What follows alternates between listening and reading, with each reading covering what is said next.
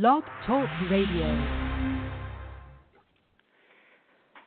Hey guys, this is Those Guys with your host Matt Marrero along with the other host. You know, Matt, I've been thinking, the title is Those Guys. It's only ever the two of us. You ever wonder if there's more? Like more guys in the background that we don't know of yet? Should I be afraid? I think I'm afraid. Yes, there are more. There are always more. It's just usually, funnily enough, I never see all of us in the same room. But that's a different story. Yeah, right. So we're just all super powered. We just don't even know it. You've been made to believe that we all just live in different areas, and, we've never really had the appropriate meeting time to see all of each other. No, we're actually all of the same person. You ever notice how me and Matt don't talk at the same time? Wait, no, we do that all the time. Shit. I was about to say, I paused because it would be funnier that way, but longtime listeners know we talk over each other way too much. So here's the thing, right? So by the way, that's Tristan Walter, and we do you guys? I don't know if you guys have been following. If you've been following our 12 Nights of Shyamalan, we're at the end, and it's our big twist. It's our big Shyamalanian twist. Did you see it coming, Tristan? Do you know what it is? What was that? We said 12 nights. We've only done 9 nights. That is the twist. Yeah. No, I mean, we said it from the beginning. We're like Shyamalan. We told them all it was coming. We essentially put it out there. Right. Well, no, the real life thing is like you made mention to the point. It's like we're going to try and go for all 12 nights. I don't know if we'll get there. That's what I'm saying. Just like a Shyamalan movie, certain movies that he does, there's a lot of foreshadowing that you don't know until you drop it. Yeah. You dropped the hint, but we didn't know at the time. We didn't. No, we actually planned for 12. We had other things that got cut that will one day be brought back up, probably either by next July or, obviously, when Glass comes out, we're doing Glass. Yeah. Well, I don't know when Glass is coming out, to be fair. I'll look that up as we're talking about Split. Yeah. By the way, would like to mention, I've mentioned this before. I would like to mention, Tristan, just for a second.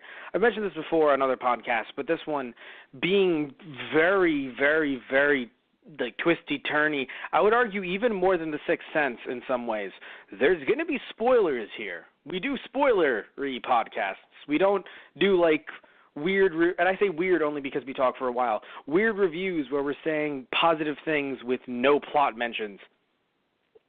Yeah. Just saying it because obviously the twist in this one, I would argue bigger than The Sixth Sense because, and I know it sounds silly to some people, but let's compare the two for a second. The Sixth Sense didn't lead into a Ghostbusters fucking sequel. But that's what I'm saying. That's kind of what it is though. Could you imagine after 2 Ghostbusters, everyone's like, well, I guess there's never going to be a Ghostbusters 3. Boom, Sixth Sense was actually Ghostbusters 3. Holy shit. That would have been, that's what I'm saying, just the fact that, we fucking sat here, we saw the entire movie, I knew it was coming, you didn't. Yeah. And at the end of it, all of a sudden, you get that one line, and I can just picture the look on your face when you heard, wasn't it that, but what about that guy, in the wheelchair they took in 15 years ago? I was like, Tristan's freaking out right now. Yes, and shortly after your phone rang, and you made the mistake of picking it up. I did. It was great. Because like basically everybody. So I've never seen this movie before until literally an hour before we began the podcast. That's usually how we do things. We like to do most of the time. We try to do blind, like just like our Let's Play channel, our general gaming channel. Those guys play. We try to do like blind, playthroughs, or in this case, obviously, just watching it for the first time, getting our straight reactions. It's nice to sometimes see stuff that we loved as kids and revisit it and stuff like that, or even stuff that we've loved forever. Not even just being a kid. Like, it could have been like last year or 2 years ago, 3 years ago. But sometimes I really do enjoy, most of the time I enjoy us just watching, either together or separate, a movie for the first time and then seeing what the fuck, like how to pick up the pieces. You know?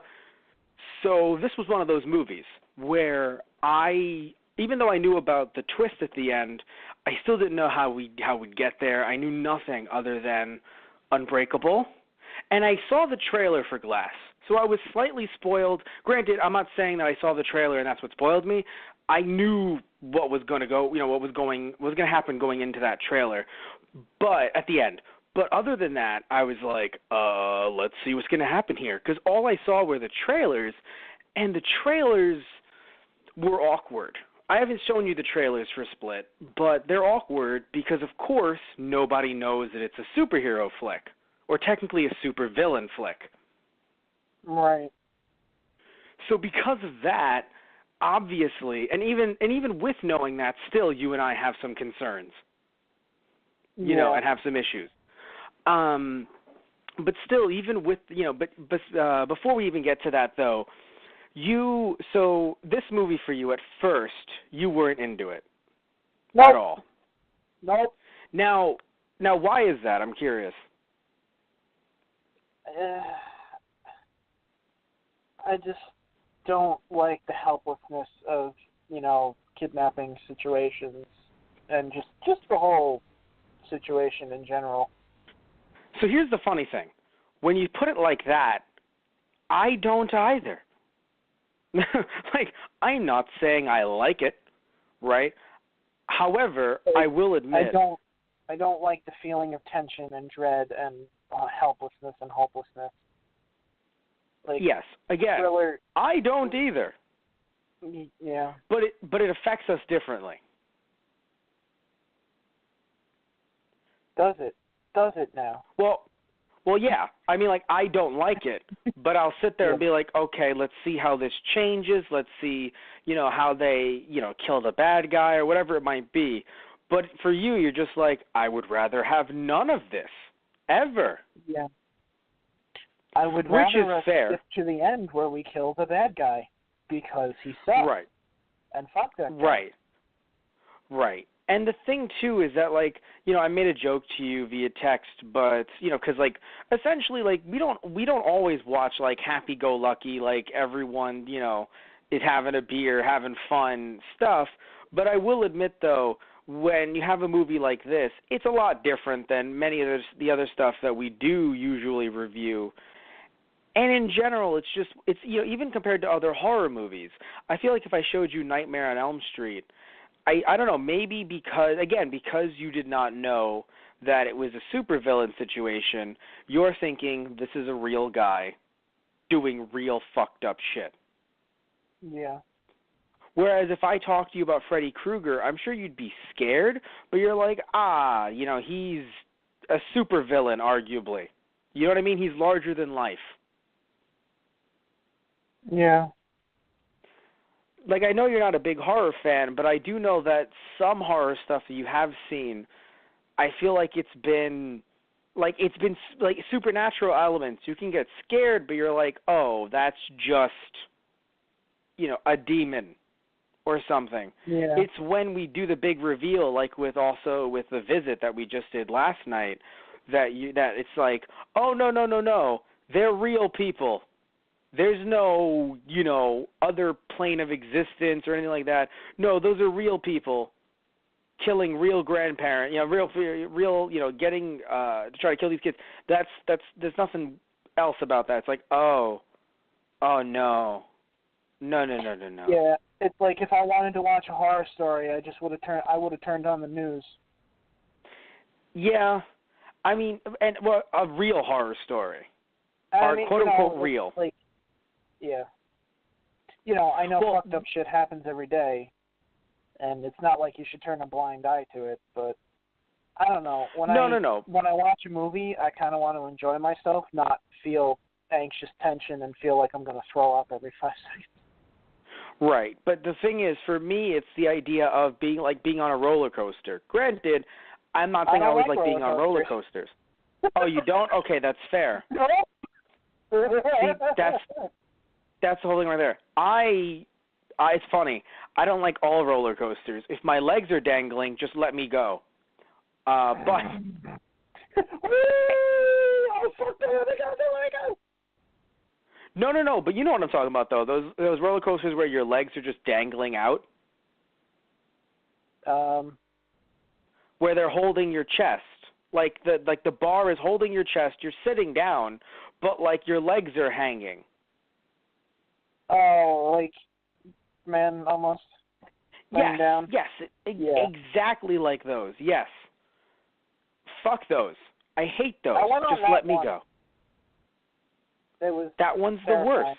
I prefer sitting down with a nice belt, a nice little thing clicking me in, and let's have a blast. I don't ever pick up my hands. I don't want to lose my arms. Yeah.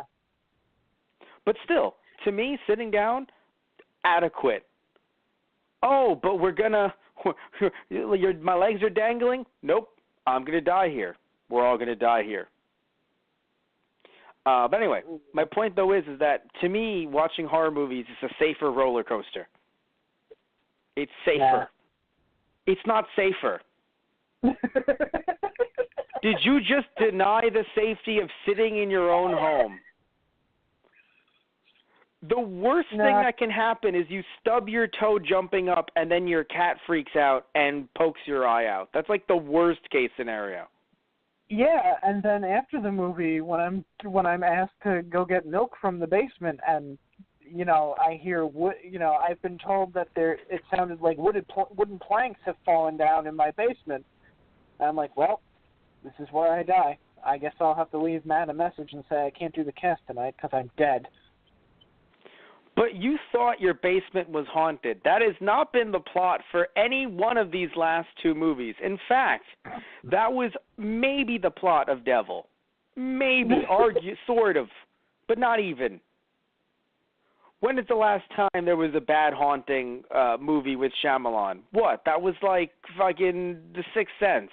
And look how that turned out. No, it's funny. The thought of, the basement's just haunted, that was the comforting thought. That's fair. The actual thought, as I was down there, was I was holding a piece of bamboo, and I'm just looking up at the ceiling, waiting for, the fucking beast to be crawling around. I was going to say, don't look up. That's what I was going to say. Don't look up. Come down here, you climby fuck. So then what you're telling me is you never watched Doctor Who then, the scary ones. You always just skip those. No, but, okay, with Doctor Who... With the Doctor, it isn't this. With the Doctor, it always feels like you've got a shot. Like, a lot of people still die with the Doctor.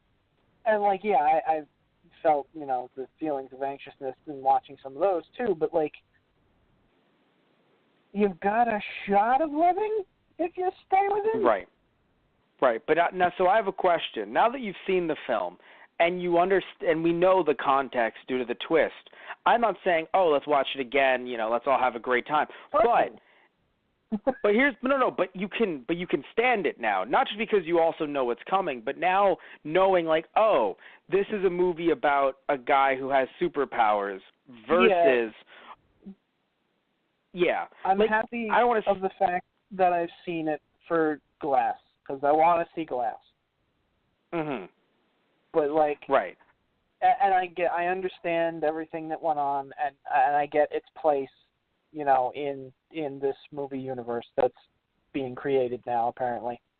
I don't want to go back and watch it again because no, but okay. Because for me because for me it's like now that I know that everything's I've seen everything and I know what's going to happen. I feel like I can show it to someone else, a bit like The Ring, I guess. We can show it to, like, Anthony Toto and understand, like, I don't think I'll jump again at a scene. You know what I'm saying? Like, I've seen it. Now, granted, if I don't see it for, like, 5, 10 years, something will get me, probably. But here's something else I would like to also mention, Tristan. While there was a sense of dread, I get you 100%. I feel like it was better than The Visit, though, in terms of the dread. Like, with The Visit, I felt like they could die at any moment. But with this movie, it felt like there was a purpose and a countdown, so it wasn't like they were actually going to get killed at any moment. And the personalities actually made sure to make that very apparent. But 2 out of 3 still died anyway, and an extra one died too. Oh, no. At that point, I'm with you 100%. Shit's getting real. Shit's hitting the fan. I'm talking about in the beginning of the movie, I'm feeling dread. Once it's like, hey, we're doing this for a purpose. Also, I'm sorry, Patricia told me not to hurt you. I'm like, oh, there's a sense of rationality here. I mean, yes, but it's also slightly debatable. Well, no. Believe me, I'm not saying that. I'm not saying I would have preferred to hang out with this dude. Yeah. I'm just saying, with his, hang out with him when he's having, his issues full blast. I'm not saying I want, and also I say this dude as if it's only one person. I don't know if I'd want to hang out with, like, a decent amount of his personalities, but I'm just saying that, like, once the movie progressed, to me, I felt less dread, but I knew it was going to pick up. And, of course, it did. And then I was feeling the most dread, where I was like, nope, the snapping sounds. Right. I was kind of the opposite, because with The Visit, I felt like the kids could find a way to run at almost any time. Like, it felt like they still had a way to get out. With the girls that got kidnapped, it always felt like, yeah, you're not getting out of here. Okay, once Even they if you introduced tried. Hedwig, I was happy because I thought they could use Hedwig, which they tried. Yeah, but he turned out to be a little shit too, so. Yep, he was a little shit. He definitely was. I mean, it sucks, though, too, because he's also being used. Little shit, but he's also being used, too. Like, who said that? What was his, it wasn't Patricia, it was, Dennis? What was the, Dennis was like, you use the child? That really shows, who you are. And it's hilarious because that's what fucking Patricia and Dennis are doing. Oh, yeah, of course. But no, Matt, they have a greater goal, the greater good to protect themselves. They can't do any wrong. Oh, Jesus. Twisted piece of shit. I know, it was fucking. It was just like it was such a strange film, I think, in certain regards, because usually Shyamalan's films have a greater message, and arguably you could say that the greater message in this film is the idea of facing your demons. It's just one of those things where I feel like, to me, the issue is, like, okay, when I knew that the Beast is coming and et cetera, and stuff like that, I was wondering if the Beast was going to kill other personalities. Which, now that we know that's a superhero thing, could actually happen. Yeah. But no, because the thing is, it's strange to me that we get the hero in this movie, the heroine, we have her. I'm happy that she survived, and we have her face her demons in the sense that, she was going to shoot her uncle, who's also a piece of shit. Sadly, she didn't get to shoot the uncle, but she took the shot with this guy, or, with the Beast. She took the shot at him, which is good, but my problem is that it's like, face your demons. Okay, she gets to, but Kevin doesn't? Yeah. Granted, I get it, you have to set up for that superhero, supervillain thing, but it still is frustrating. I mean, maybe you could argue he'll get his, his redemption, if you will, or his, big moment of holding back the Beast in Glass, But Right. it is sad though, because with the way this, with the whole redemption thing, you would think it would affect both of them, not just her. Because clearly Kevin seems like a nice guy. Yeah. Like literally, he's just like, wait, who are you? I was on a bus. Who did that? Right. Oh God, what date is it? And I'm like, Kevin, dude. Yeah, I think that was almost the worst part in a way, because they actually made me feel bad for the other personalities, because only technically 4 of them are bad, and 1 the kid, so that's arguable, but he's still a little shit, so fuck him. Oh, yes, I will say that he's a little shit and a little kid. Like, for once, I could be like, it's fine in this case. Like, I'm not going to sit there and be like, Tristan. In this case, I'm like, yeah. One thing, though, is, so one is because let's see the personalities that are, because I think out of all the personalities, there's only, you're right, no, it is 4 if we're counting the beast and the kid. You're right, yeah. Yeah. Yes, because Kevin isn't so bad, and then who's and the Kevin other one? The one that's a person. Yes, but there's the fashion designer. Barry, thank you. Barry seems fun. Yeah, Barry seemed like a cool guy. Yeah, but what I was going to say, so this movie at first, another thing too, by the way, if there wasn't a superhero twist, we were actually going to shit on this movie heavily. Yeah. Which for some people who are like, but why, Matt? Well, here's the thing, right? Here's my take on this, and I think you somewhat agree, because we talked about this a little bit with The Visit, but maybe some of you guys haven't seen that. Hopefully you saw the movie, but maybe you didn't see us talk about it. Basically, we have no problems with things that nowadays are considered problematic in films or in TV shows if they date back far enough when that kind of behavior wasn't considered as problematic. Maybe, a little bit potentially, but, times change, things change. And, I mean, even looking at something like something very interesting, like have you seen, Tristan, Rocky Horror Picture Show? No, I haven't actually. Wow. All right, then. Yeah. So that's the way the world works. Anyway. I know, I think I know what you're going to say, but. Yeah, the word transvestite. Right, yeah. In the song Sweet Transvestite, the word transvestite, nowadays, it's like, oh my God, might as well be a slur to some people. However, older transgender folk or older people who were at the time in the LGBTQ plus community, arguably, not all, because I can't speak for everyone in the entire community in the 70s, but arguably we're like, yeah, that's not a bad word, and arguably older people who are trans or in the community could be like, yeah, transvestite. And younger, newer, you could say, some people use the term baby trans. Younger trans folk, although baby trans is just someone who's new to being trans, you can also be like in your 50s and be a baby trans. But still, the point is that, younger people who are learning new terms and terms that are now the correct terms are just like, transvestite? How dare you? We're transgender. And then you just have people who are transvestite like, or who use the term, who are also trans, are like, listen, kid, right? It's not always the case. It's not always the truth, but it can happen. Again, things change. So we can't just sit back and be like, well, Rocky Horror Picture Show is completely problematic.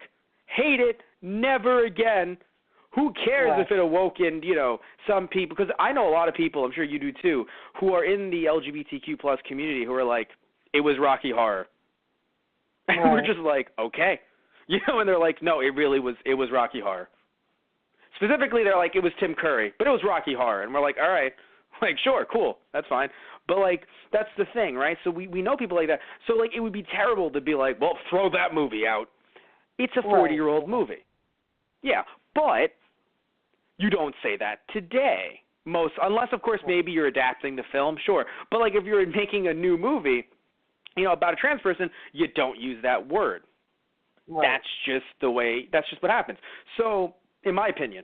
So in this case, when it comes to horror, because there's so many things you can do in horror, not everything has to be supernatural, I get it, but there's so many different things you can do with horror, so many ways you can reinvent horror and change things up, and even if it is supernatural, have different powers attached to it. It doesn't have to all be related to Satan. I get it, he's popular, but you don't have to do it. He's pretty big in the underworld, but you don't have to have everything being related to Satan, the devil, Lucifer. But when it comes to mental health, it felt like the last two Shyamalan films, this being, one of them, it felt like it was very much mental health heavy, of like, oh yes, this is bad. Mental health, like people who have issues, ooh, spooky.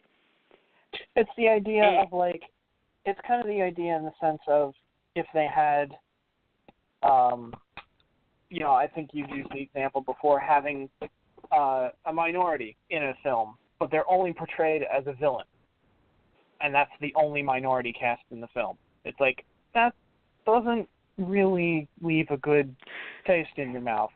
Here's the thing too. It's not even just about that. I'll take it in this direction, because it's not just like if someone has darker skin. It's also if they do things that are only portrayed as, oh, that person clearly does that exclusively. So, for instance, right? Obviously, we know all of the different stereotypes for all the different minority groups. It would be like that. Here's a good one. Do you remember King Kong, like 1933 King Kong? Where it was just like, okay, the darker island folk are stealing the white women. Alrighty then. Alrighty then. Like that, but if it was done nowadays, it's like, no birth of a nation. No, thank you. Like, that's the thing. It's one of those things where it's like, that happened, holy shit, right? We move on, right? We don't sit there and go, I could never watch the original King Kong.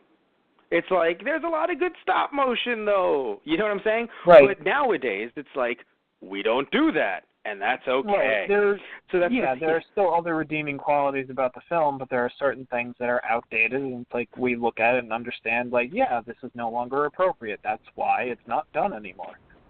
And yeah, like the maid in Tom and Jerry. Right. Yeah, I don't know if you know about that. So stuff like that, where it's just like, nowadays you don't do shit like that, so that's okay. So you move on. But that's why, like, it felt really odd with these last two films that it was just like, at least with The Visit, it was like, nope, no supernatural elements, fucking batshit, and I was like, okay. And then this one, I thought it was going to be that, but on literal steroids. Not just because of the beast, but like literal steroids. Because if you thought The Visit was bad for that reason, this one is taking DID, which I'm happy they actually gave it the official medical term and not multiple personalities. Like, They called the movie Split, yes, but they still used the actual term DID in the film, which I think was great. Dissociative identity disorder, correct? Yes, it is. Yes, and we talked about this a little bit with Visit, but we didn't go into it because we knew we were going to talk about it in Split.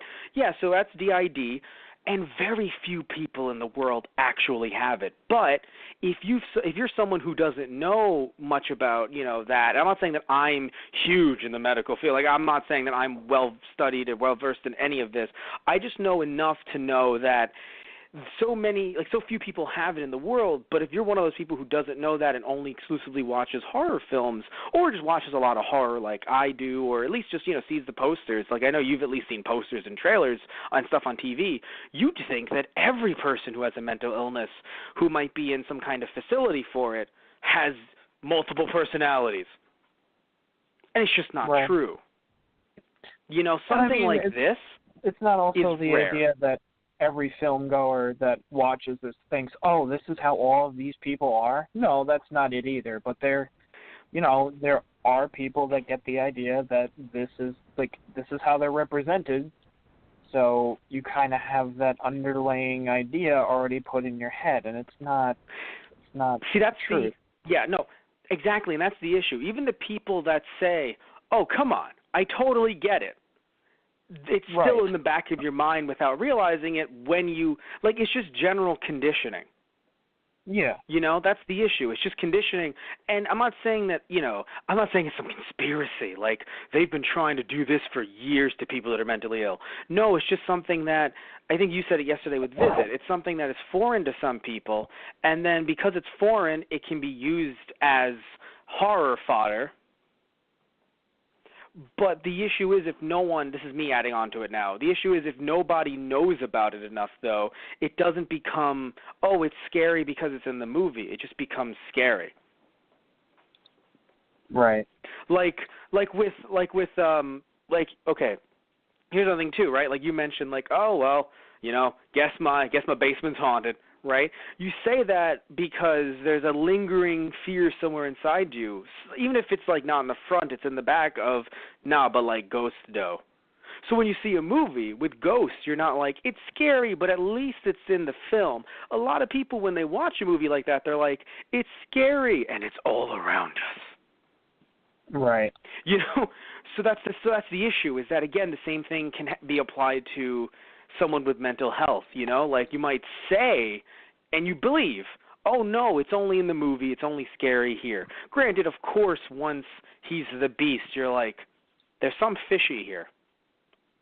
And then, of course, you know, we learn about the superpowers. But, like, when we see the beast, you're like, okay, I don't think that's accurate. But the other personalities were something that, like, you know, it's something that was not necessarily based in reality. Although some of the stuff she was saying, the therapist, there have been some studies, there have been some weird cases of, I say weird as in, like, you know, different cases of different people reacting like differently. Like, I believe the beast. Like extreme cases. Well, yeah, like, I'm pretty sure the bee sting thing might have actually been based on something that actually happened. I believe. Right, and that's the weird point that comes in. Like, Shyamalan usually uses stuff that's okay. There have been cases here and there that are similar, but for, you know, the movie, obviously he blows it way, you know, he dials it up to 12.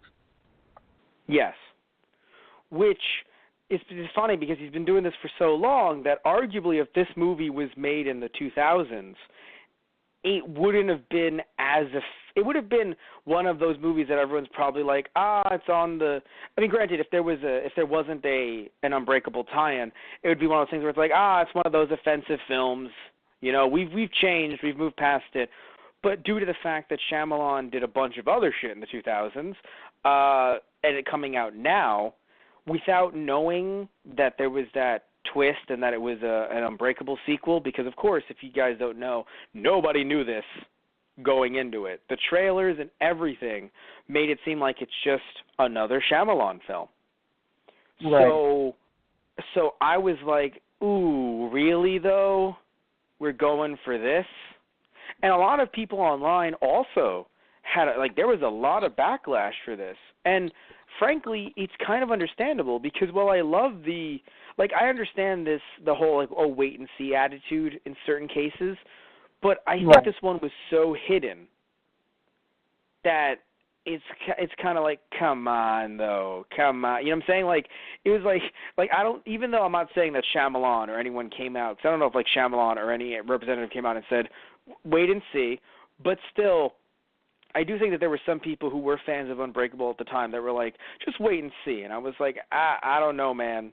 It does seem a little, you know, exploitative of people who are mentally ill and who aren't monsters. But again, once we got that twist, I was like, never mind, out the window. I understand why you said wait and see. Right. Yeah. Right. Yeah. But you agree with me 100% there. It's a weird feeling to put you in that position, you know?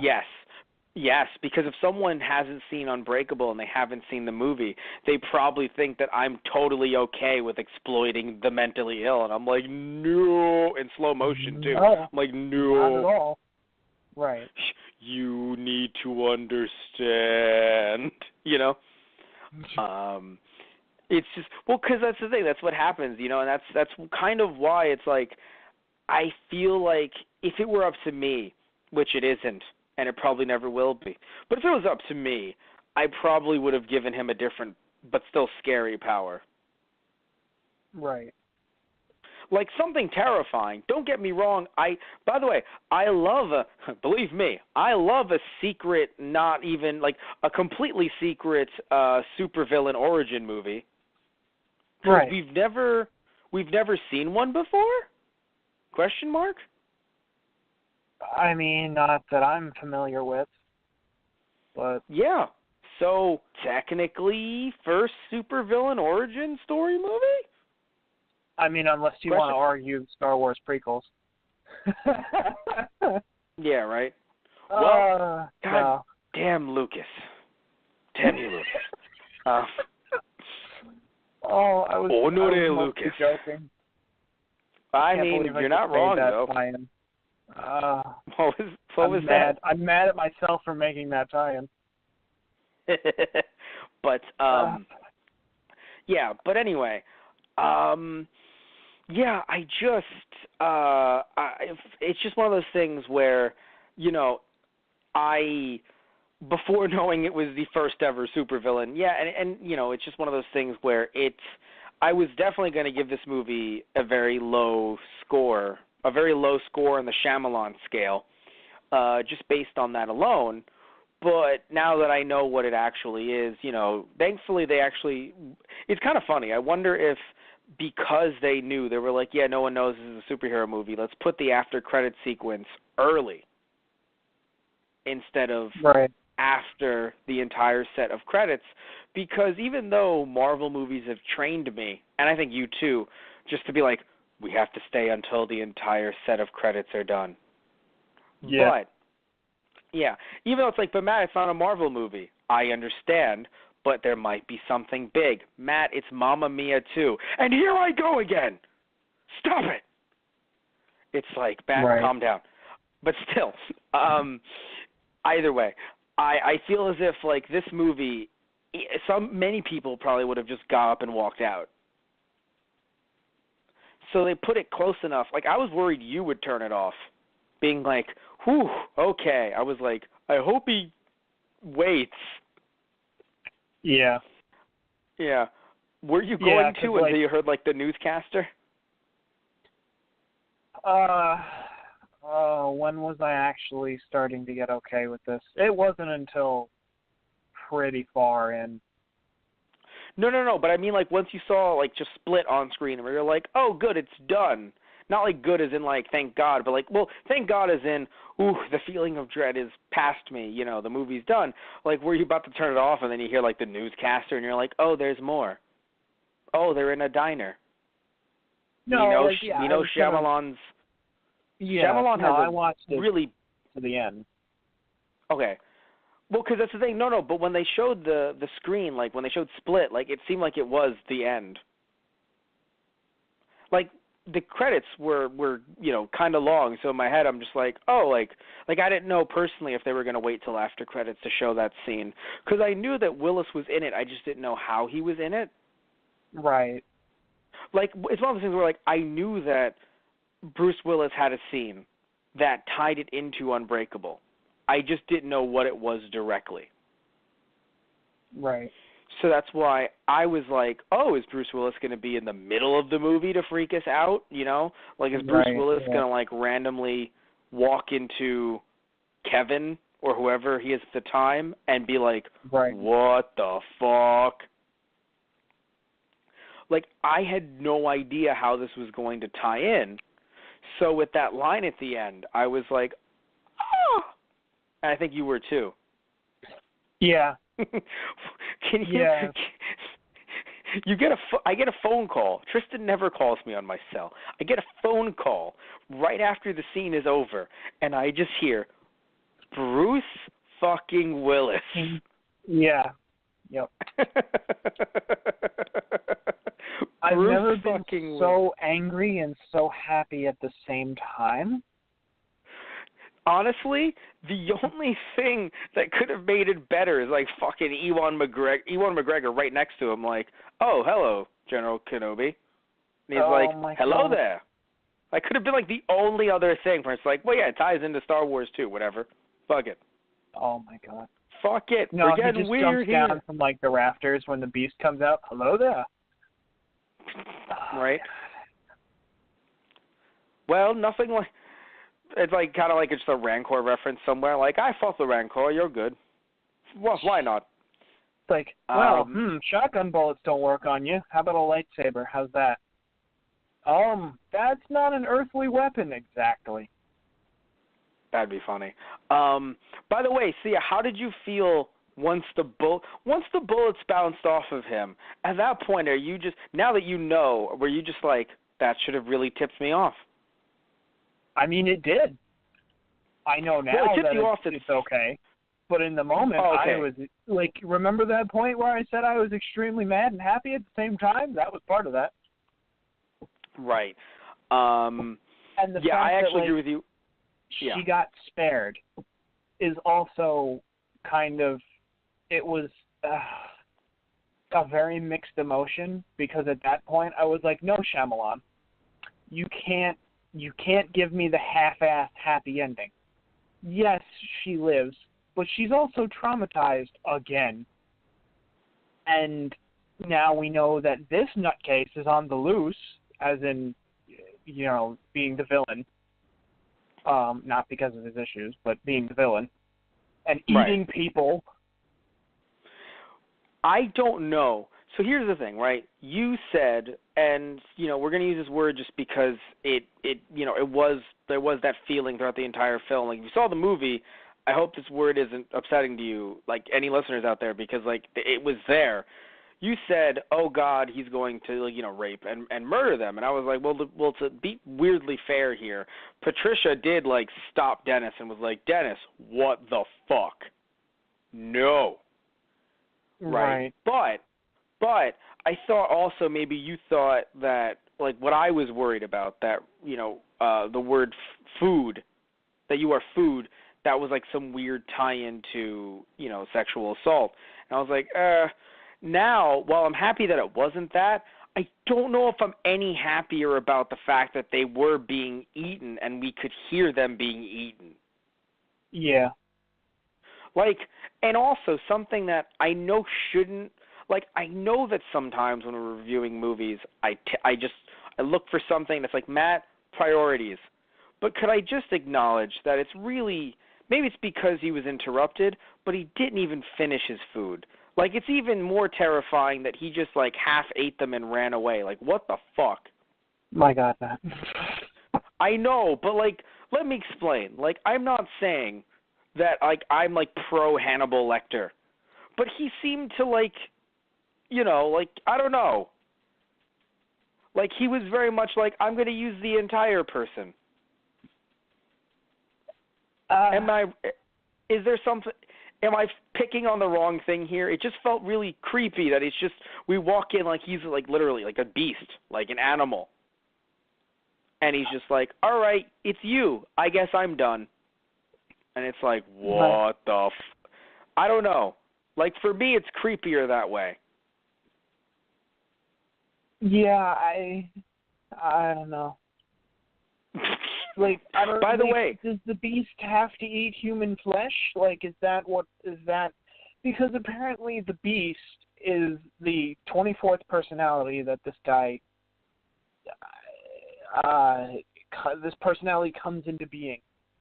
Has developed. And it's. Yeah, right. It develops. I was trying to think of how do I. What's the word that I use for it? You could say, if you really want to be, fancy, you want to be super fancy, manifests. Oh shit, give you my doctorate. Right.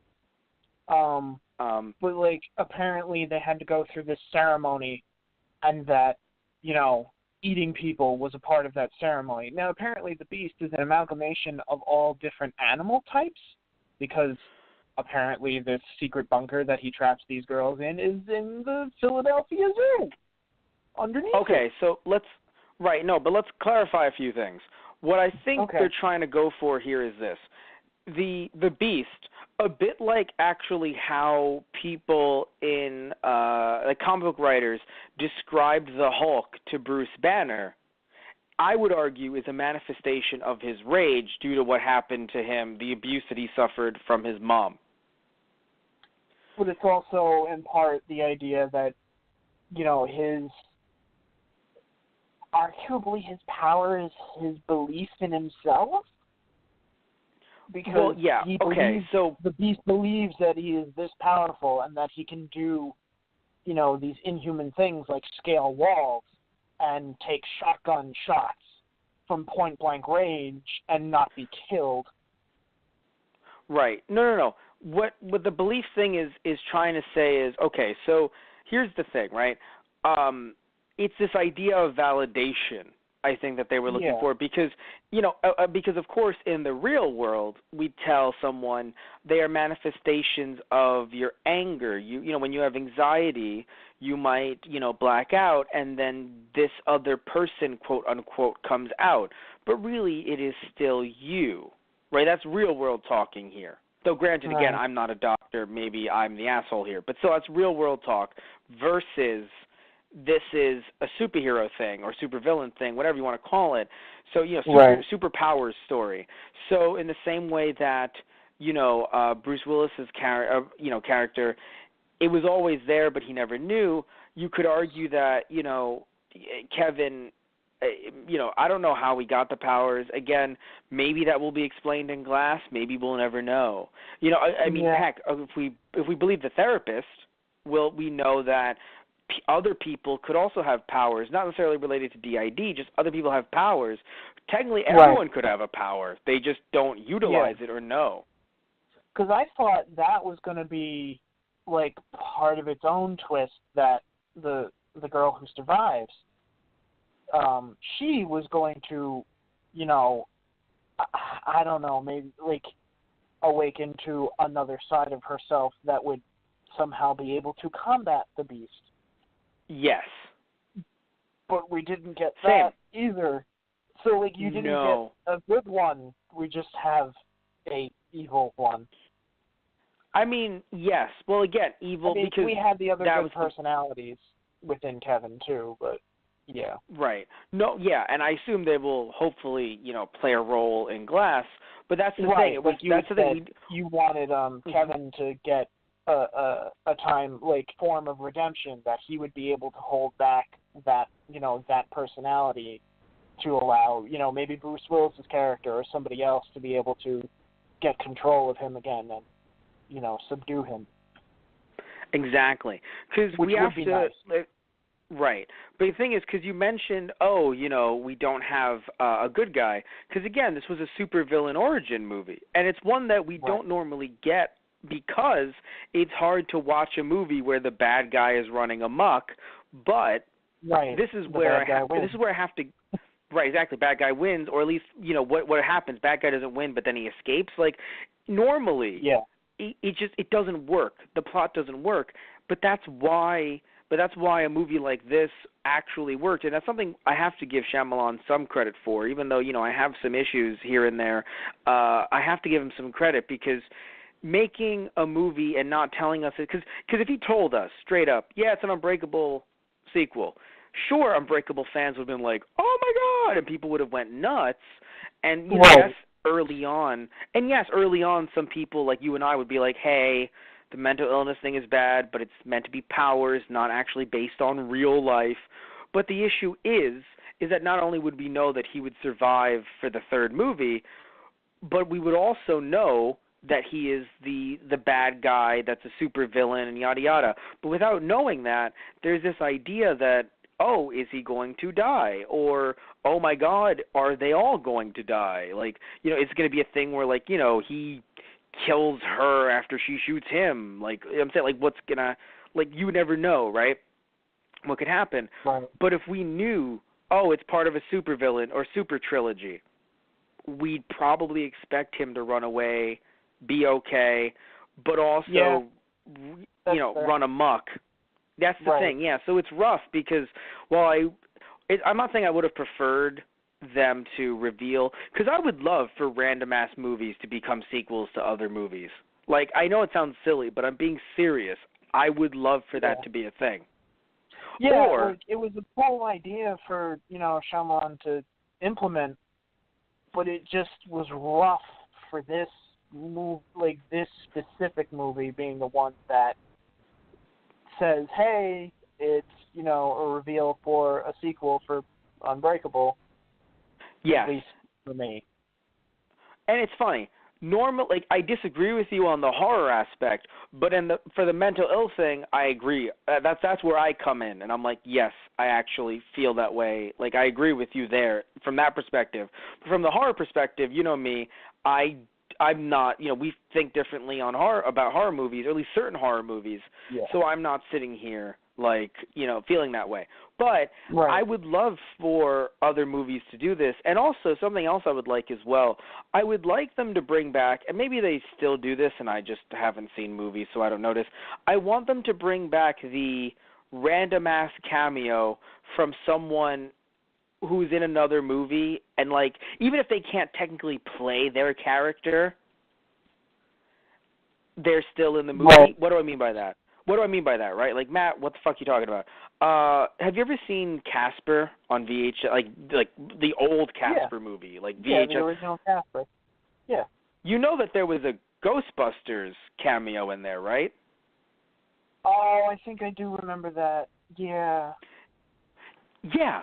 It was, I can't believe I forgot the actor's name, but he was one of the Ghostbusters, and right. he runs out of the house, and they're like, excuse me? And he's like, yeah, don't go in there. And don't call me. And he runs away. Oh, my God.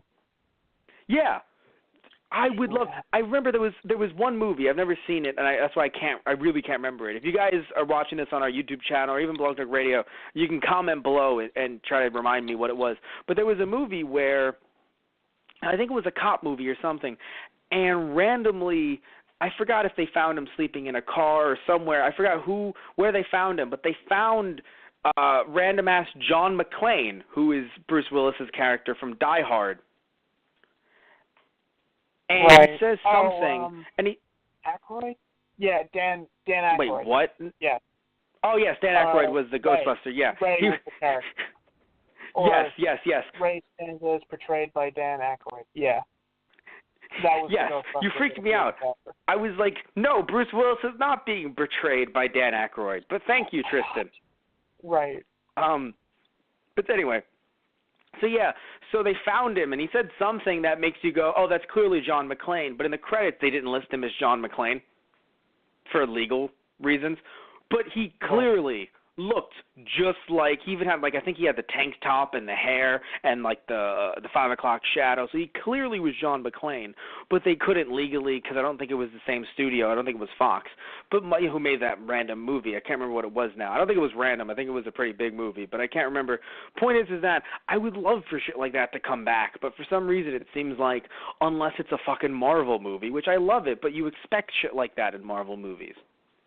Right. Granted, I'll admit, I will freak out, watching a Thor movie and seeing, fucking Dr. Stephen Strange. I'm like, oh my God!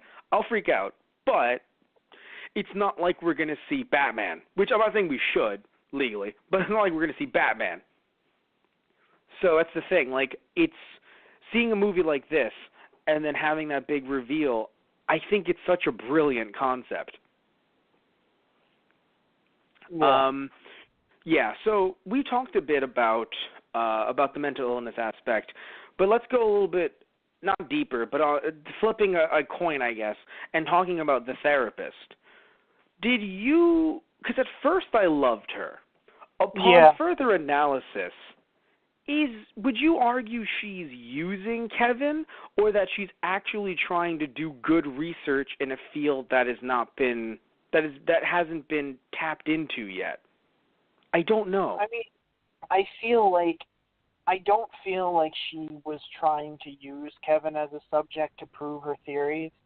I mean, granted, it was furthering her claims and her, helping out her research to be able to talk to him and his different personalities, and to say, because she brought up this whole idea of different personalities being able to use different parts of the brain.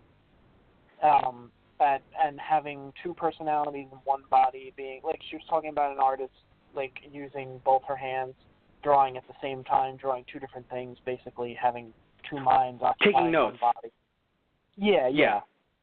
And but the idea that she let Kevin get as far as he did, or not him, but his other, knowing that something was wrong, and she wanted to kind of try and talk him down and make sure nothing happened. And I guess she had her suspicions that something was going wrong, because she did look at the surveillance tapes to see when he left. And she's like, what are you up to? But I feel like she really should have said something earlier. Yes. Not and that she yes, really we knew know. that. Like, not that she knew that he kidnapped people, but like. No, but I agree. Suspension of disbelief exists. We totally get it. And arguably, she's been working with Kevin for God knows how many years now, potentially. Like I assume he was potentially in a facility before she, before she probably, like, met him and then, talked with him and really connected with him, because, he talks about being okay, or if that wasn't Kevin, or even, I keep on forgetting the one that was the good personality, because there was, I forgot who it was impersonating him. Barry Dennis was impersonating, but yeah, Dennis, thank Dennis you. was impersonating Barry. Yeah. Yes, exactly. So she thinks she's talking to Barry, when really it's like she's talking to Dennis. But still, my point is that she's gotten to know these, Kevin and these other personalities for so many years that she thought everything was okay. There was an incident that we learned about later, but other than that incident, like, it's one of those weird situations when it comes to dealing with people, especially people with certain issues, because, like, you and I know people who have depression, right, and who have, had issues with suicidal thoughts before. If we know these people, how terrible would it be if the second we hear that, we're like, well, we gotta call the facility and get you locked up for your own good. It's like, that's not always the case, though. You know what I mean? Like, it's a case-by-case thing. If you, you know what I'm saying? Like, you can't just, like, that's what I'm trying to say. Like, you can't just immediately, the second you hear something like that, be like, well, you need to be put in a facility. So it's a kind of, you have to gain someone's trust. You know what I'm saying? Like, unless you truly know, like, oh, no, this is bad. This is really, really bad, right? Then you immediately lose someone's trust the second you call the cops. Yeah. That's what I'm saying. Like, I'm not saying that you never help someone if need be, but arguably I would say you would have, like, an intervention. But again, she's his therapist, which you would think, yes, she should have interfered. I admit there was definitely some points when I'm like, I get it, but you should interfere. But early on in the film, most definitely, it would have been strange if we would have not had a film due to her being like, yeah, no, we're putting you back. Because it's just like, then how is he going to open up to her? Yeah. Ever again. Like, we're talking about this from, like, an actual, like, from a, trying to, like, create a relationship point of view. Like, if you ruin his stability working at the zoo, which I didn't know he worked at the zoo. I thought he worked at the MTA. Right. Oh, that was his job, right, that she was talking about. Yes. That's why he was there. That's why he had the radio, and there were all those I don't know why they were unused, but still they were like seemingly unused. All those the lockers. Right. It's funny. I would argue that is the most unrelatable, confusing. Like, you could just lock them up down there, and granted, yes, they said they reinforced X, Y, or Z, but, like, still, it's kind of like when they started to really kind of get around and escape, you think someone else would open up a random door somewhere and be like, she does not have a shirt on. Right. Could someone explain that to me? Feel like, I think it was, is this an HR thing? Do you work here? Yeah, I think it was a facility, like a building or a facility that they were decommissioned, like they weren't using it, and no one really it had knew to that be they were in there. Yeah, it kind of had to be, which it's interesting because like that stuff does exist in the MTA as well, but I guess you could argue most definitely that, or not MTA, but like some kind of transit system. But you could argue transit system, they even the stuff that's unused, I don't think a worker could hide people there. Yeah. Granted, maybe you could say the same thing about the zoo too. I don't know much about the Philadelphia City Zoo. I don't know much about it. Other than apparently I really don't lions. feel like there would be a big facility or building like that would still be up and that wouldn't be soon be demolished, to be used as something else or reworked as something else that you could hide people in like that. Yeah. I mean, it can happen, but usually it's, I don't know, like usually it's something that's so far, it's so deep. Right, that usually it would feel like it would be a more industrial area. That's what I thought. Or like an abandoned apartment complex. Yes. One thing that I found interesting is that apparently, I guess there's so many rooms there, and this isn't me being a jerk, I'm being serious, that they all could have their own room because Hedwig had his own room. Yeah. Which, by the way, until it was revealed that he was kind of a little shit, I loved Hedwig. I really did. Yeah. Like, just having him dance to Kanye West, I was like, I understand why this is terrifying, but this is also extremely hilarious. Yeah. It kind of broke also, the tension because at least at those points, she was talking to an actual child, and it was like, well, you're not necessarily dangerous. You've just been led by very, very bad people, being Dennis. Hey, can I kiss you? Oh, I don't really know much. That was the one time that really freaked me out, though. It freaked me out, but it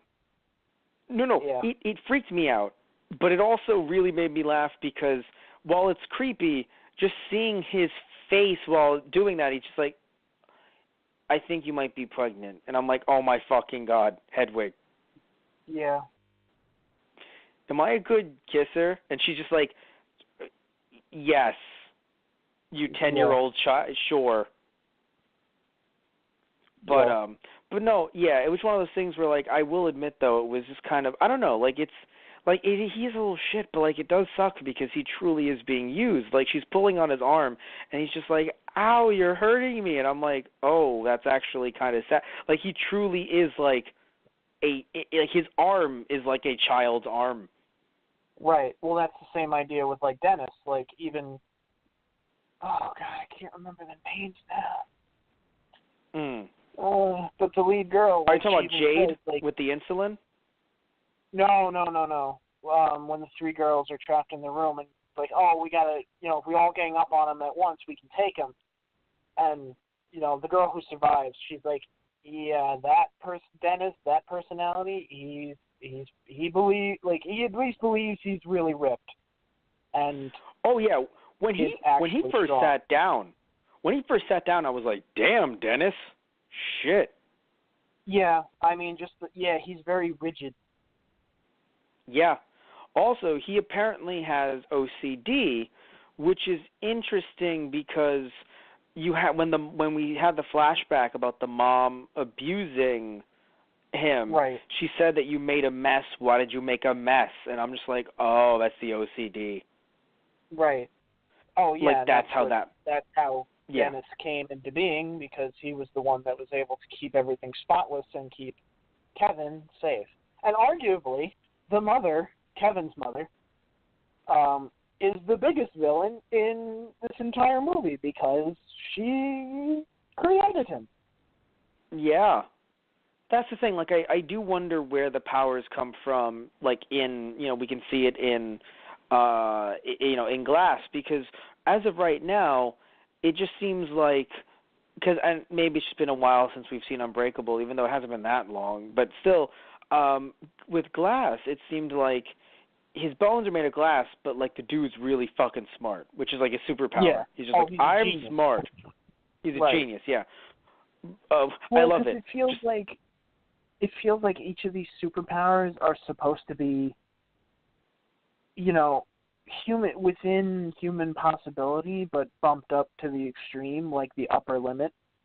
Like it's kind of that idea, like, you know, when you're in a situation of extreme danger to yourself, like hearing about, you know, a rock climber that falls and a large piece of rock has fallen on top of him. He's able to, you know, his body responds, you know, is able to put enough strength and adrenaline in to get the boulder off of him so he lives, but his body is severely, you know, harmed. Yeah. But he's alive. Yeah. Right. I thought of something that made me laugh. At first it didn't because it's based on real life, but then the reverse made me laugh hysterically internally. The real life one, the one that's not funny, is when like a baby is trapped under a car and the mom picks up the car to save the child. Right, picks up the car. Right. So in that sense, it would be the actual life story would be the mom being able to pick up the car just enough to be able to slide the baby out from underneath. But Shyamalan would be the mom actually lifts up the car and throws it like a block away. Right. No, but I found it funny because I imagine the reverse. The baby picks like an infant picks up the car to save the child. Not like throws it, just even picking up slightly. It's like, you are a toddler. The mom's like, we need to get that checked out. Right. Yeah. The mom's like, I'm extremely happy, but you can't even say mama yet. This is terrifying. I'm pretty sure at that point we're just watching The Incredibles. But when it comes to what's it called? When it comes to, but like the thing is though, the reason why I say I want to know more about the powers in some way or another is because, so is it a bit like with you know, with The Visit, where it's just like they have mental issues that are completely unrelated from the fact that they just want to murder people? Is it like that? Because, in other words, is it like, you know, oh, Kevin has superpowers, also DID. You know what I'm saying? I was like, the two are unrelated, but they coexist because he has both. But I'm saying, like, because with Bruce Willis's thing, it's just like, Bruce Willis, I invulnerable, sort of. Right. Because the thing is, I don't know, can Bruce Willis not get shot? It seems like if Glass gets shot, he would be fucking, at least his bones would be done for. Right. Oh, he's dead. Yeah. If he was shot, then he would be dead. I don't think he'd be dead, but I don't know if his bones would ever recover where he got shot. Because remember, it's not like he bleeds out or something. Like it's his bones that are the only issue. Well, arguably, yeah, but I mean, he's I healthy. think I think it's the idea that his mind is accelerated so much at the cost of his own body. Like, his body is so frail that... Right, but it's the bones, though. I don't think they ever said, like, he has, you know, a heart condition or anything. It's literally just his bones are made of glass. Right. There is a distinction. Granted, you're right, though. His brain is clearly, he's so smart. He's super intelligent. But I just love it, though. It's like, Samuel L. Jackson, super intelligent. Bruce Willis, I push thing good. Right. Because I know technically, well, because it's the thing, like, with Bruce Willis's power, it's like, you think he could survive a gunshot, but also super powerful. Seemingly. Right. Well, because, like, he could, like, bust down a door very easily. Yeah. I'm pretty sure he did that in Unbreakable. Yeah. Like, I'm fairly certain, he has actual, like, superpowers, sort of, like a subdued Superman. Yeah, like, he's not, like, his own real weakness, like, he could survive a train crash, but if he's in water, he drowns. That's his weakness. But, yeah. But here's the thing. We also know what the Beast's weakness is, or any of the personalities. Kevin's full name. Right, invoking his name. Because that's what his mom used to do when she abused him. Right. She said his full name. She said, Kevin, da-da-da-da-da-da, if you don't get here right now, and was screaming at him. Right. And that's why it's like, oh, that essentially, I hate to be like, I'm not trying to use this like to shit on people. I'm using this genuinely. Its actual definition. It triggers him. Right. Like, that's the interesting thing. Like, it triggers him from a psychological perspective, and it takes away the power. But in this case, of course, Kevin doesn't have the power necessarily. The Beast does. Because arguably, even someone like Dennis is just Dennis. Right. Like, you could have, like, she could have shot Dennis, and he'd be like, fuck, right. I'm he Dennis. Right, Yeah. exactly. By the way, so even though we don't know all of their ages, I really find it funny with Patricia that she just seems really, really old. Like, I didn't know how old. No, right. But then, like, as the movie's going on, I'm like, oh, you're so old that you used the phrase Asian music and said that it helps digestion. And I'm like, you're so old that you're accidentally racist. Yeah. Like, no, because she's just she's cutting sandwiches up with the knife, and I'm just like, yeah, you're that old.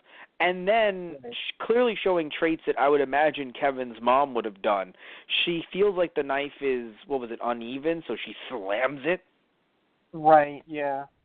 Which, of course, to anyone. And has to redo it from the scratch. Yeah. Ooh. But yeah, so apparently they are the masterminds, both Dennis and yeah, and also another thing too I would like to mention. You mentioned off podcast. You were saying, hey, she didn't run in the beginning. Not only her not running in the beginning, but also like the fact that he spared her at the end. Here's the thing, though. She was never part of the plan. They said throughout the film, right. We scoped out these two girls. The two girls, right. So they were just waiting for a moment to take these two girls and abduct them, which is sad because that does happen in real life. We're really fucking sad, but it does. And thankfully, due to social media, like some people, of course, will say, "Oh, it's terrible. You can have now, flash photography on your phone and be able to send out those pictures to whoever." Like they say it in the negative way, but also on the flip side of that, it's great that we can then, if we see stuff like that happening, take a picture of those who are taking pictures of kids and stuff like that, and then be like, "Hey, proper authorities, this guy was just taking some video of this kid in a mall." Right. So we now have him on file, or her, or someone, whomever. So, but my point is that since that does happen, it happened in this film, but it was only supposed to be the two of them, and in fact, literally, like, who would have thought, like, oh yeah, three of them are going to be in the car together? It's kind of like, well, what other chance are we going to get? I guess, especially because they knew that there was a countdown to the ritual, right? Their whole scheme. So, so that's what they were planning on doing. So it was like, whatever, we'll take this girl too, not realizing that she also was, scarred in some way. Right. Yeah. And I understand where you're coming from, because before you know that there's going to be a sequel, you're like, really? I don't want a sequel to this. Like, I don't need to see another one of these. It's a horror movie that doesn't need to be like a Freddy Krueger where there's like multiple, you know what I'm saying? Like, we don't need more of this dude. Right? And I get that. Until you knew, before you knew what happened at the end, you were like, yeah, why is this happening? But also another thing, too, that we've mentioned is the idea of, like, yes, there is a message of facing your demons, but I feel like Shyamalan kind of understood, like, with this movie, with what it's going to be rated, with who's probably going to watch it, there doesn't need to be, like, some big message of, like, because in some cases I would argue, oh, it's a shit message of like, oh, thank goodness you're scarred like me, so I guess you get to live because you cut yourself. Like you said, like that's not a good message. Right. Yeah. That's a terrible message. That felt like I don't know. It just in the moment it felt like a shitty way out to be like, oh no, somebody still lived. It's okay, not everyone died. It's like, no, Shyamalan, if you're gonna have the villain get away. And, this is going to spill over into another series. Like, No, make it the bad end. We got the bad ending. Everyone died. I mean, I'm kind of an all or nothing in that regard for a movie. I mean, you know? I mean, it was fun in Halloween, but of course this isn't Halloween. Right. I'll say that much. But still, I'll say this much. I see where you're coming from. I'm just bringing up also the idea that, like, it's a weird message of, like, oh, thank goodness you're twisted like me. Anyway, toodles. And it's like, wait, what? But again, right. this isn't meant like, for kids. Right. It's like, no, I'm not twisted like you. It's like, yes, I've seen. It was like the idea. It's like, oh, you've seen hardship. Like, you know what it's like. It's like, yeah, but I also didn't eat people because No. I'm not coming at it from that angle. I'm coming at it from, wait, so if I didn't have these scars, you think I'd be normal? What the fuck, dude? You don't know me. That too. Yeah. That's where I'm coming from. Like even though I assume that those two girls never suffered any hardships, who the fuck knows? Their moms could be dead. That's how they could have met. Right. Who knows? Right. Yeah. You have no idea about someone. Yeah. That's my issue. But again, it's not meant to be a teachable moment, so I'm okay with it. No. True. Yeah. I don't know, maybe it's just me, but I feel like after seeing most of Shyamalan's films and knowing that, oh, here's the message I'm trying to convey. And sometimes we're like, I don't know about that message, Shyamalan. But in this case, I'm like, I don't think it was meant to be some big message. I think it was just meant to be a way to open it up for a sequel. Right. And in this case, knowing that it's now a sequel, it's like, okay, yes, that. Because in the moment it felt like it was supposed to be, because in almost every other Shyamalan movie there's supposed to be, at least it feels like to me, there's supposed to be some message you're supposed to take away from it. So I'm like, this is the end, and that's what's said. Like, with what was said, I'm like, is that supposed to be the takeaway? Because fuck you. And more importantly, but now looking at it, no, it's not. So that's good at least. And something even more important, Shyamalan never does sequels. So god damn it, it would be so frustrating if he got away and we're supposed to just accept that there's some dude whose one of his personalities could climb on walls, and we're like, anywho, moving on. And eat people. Yeah. I don't know why I keep on forgetting. Right. I guess I want to forget. He eats people, damn it. Keep harping on that one. I'm going to keep harping on the crunching sounds. Yeah. And can also take shotgun blasts at point-blank range. That's not horrifying. Right. You would think that people would notice. So here's something interesting. People were making jokes about this online, but god damn it, I want it. Do you want a Shyamalan multiverse? Are you interested in that? This isn't a multiverse. It's just 3 movies. Yeah. But I'm saying, I even made that joke to you. I'm like, so is this supposed to be Shyamalan's, spin or jab at Marvel? Like, most, biggest crossover this world has ever seen? It's like, challenge accepted. I'm like, oh no, Shyamalan, please sit down. Please, no. I mean, let's remember, well, first of all, he's done a good job thus far. I'll say that much. Yeah. I mean, if it's only Unbreakable and Split, he's done a good job.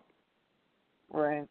Are you telling me he hasn't done a good... We're not including The Village in this multiverse yet. So far, if we're only including the two superhero movies, they're not bad movies. Yeah. In fact, you were saying... Somebody from each of the movies comes in and is revealed to have powers. But that was part of the joke, except it wasn't everyone. Right. But people were saying, Haley Joel Osment's acting again, and I was like, God damn it, no. I mean, here's the funny thing.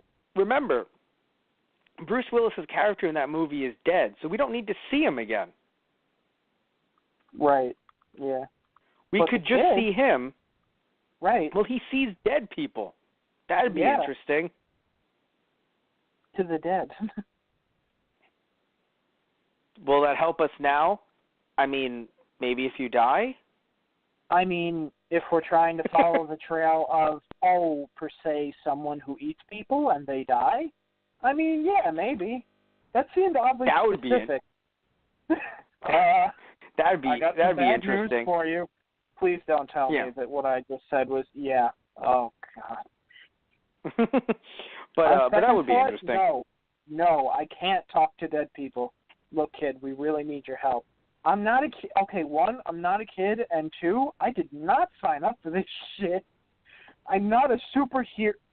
Oh God, is this what we're doing? Are we forming? Yeah, kid, come on, let's go. Bruce Willis is just like, come on. I'm blind. Does that help? Are you blind like Daredevil? I don't know what that means. Does that mean? I mean, like, can you sense things with your mind? No. I know my village. All right, let's get out of here. Oh, jeez. Oh, no. Well, because what could she do? Honestly, if we have to have her play one of two characters, I'd rather her play the lady in the water. I feel like that character would probably kick more ass. Right. Than her in the village. I mean, she could see auras. So, like, that, she could be kind of Daredevil-y. Oh, God damn it. Why the fuck? Shyamalan's been planning this for years, this motherfucker. Yep, I told you. The only one that doesn't fit is Signs. And, Signs in The Happening, of course. No, well, they got alien tech. Imagine they just went around the planet and, like, helped fight off the rest of the aliens, and they just collected their tech to do it. But engineered it so that it shot water. Wait, what? You said they had alien tech. Who has alien tech? No, I know. I'm kidding. I know okay. they took the aliens out with water, so. Yeah, that's funny. That's their alien tech. We have water, thanks. Yeah. That would be Bruce Willis is just like, don't point that at me. That'd be funny. No, my whole thing is it would be the worst ever way to bring Mel Gibson back into. It's like I'd be like, no, we can get someone else. Mel Gibson's character, he went back to his home racist planet. Let's not do this. Let's just not have. But seriously though, I feel like other than Signs and The Happening, technically Devil doesn't count as a Shyamalan movie, sort of. It would be interesting to have Shyamalan's, like, his own horror movies cross over in, like, some mega weird crossover event. God.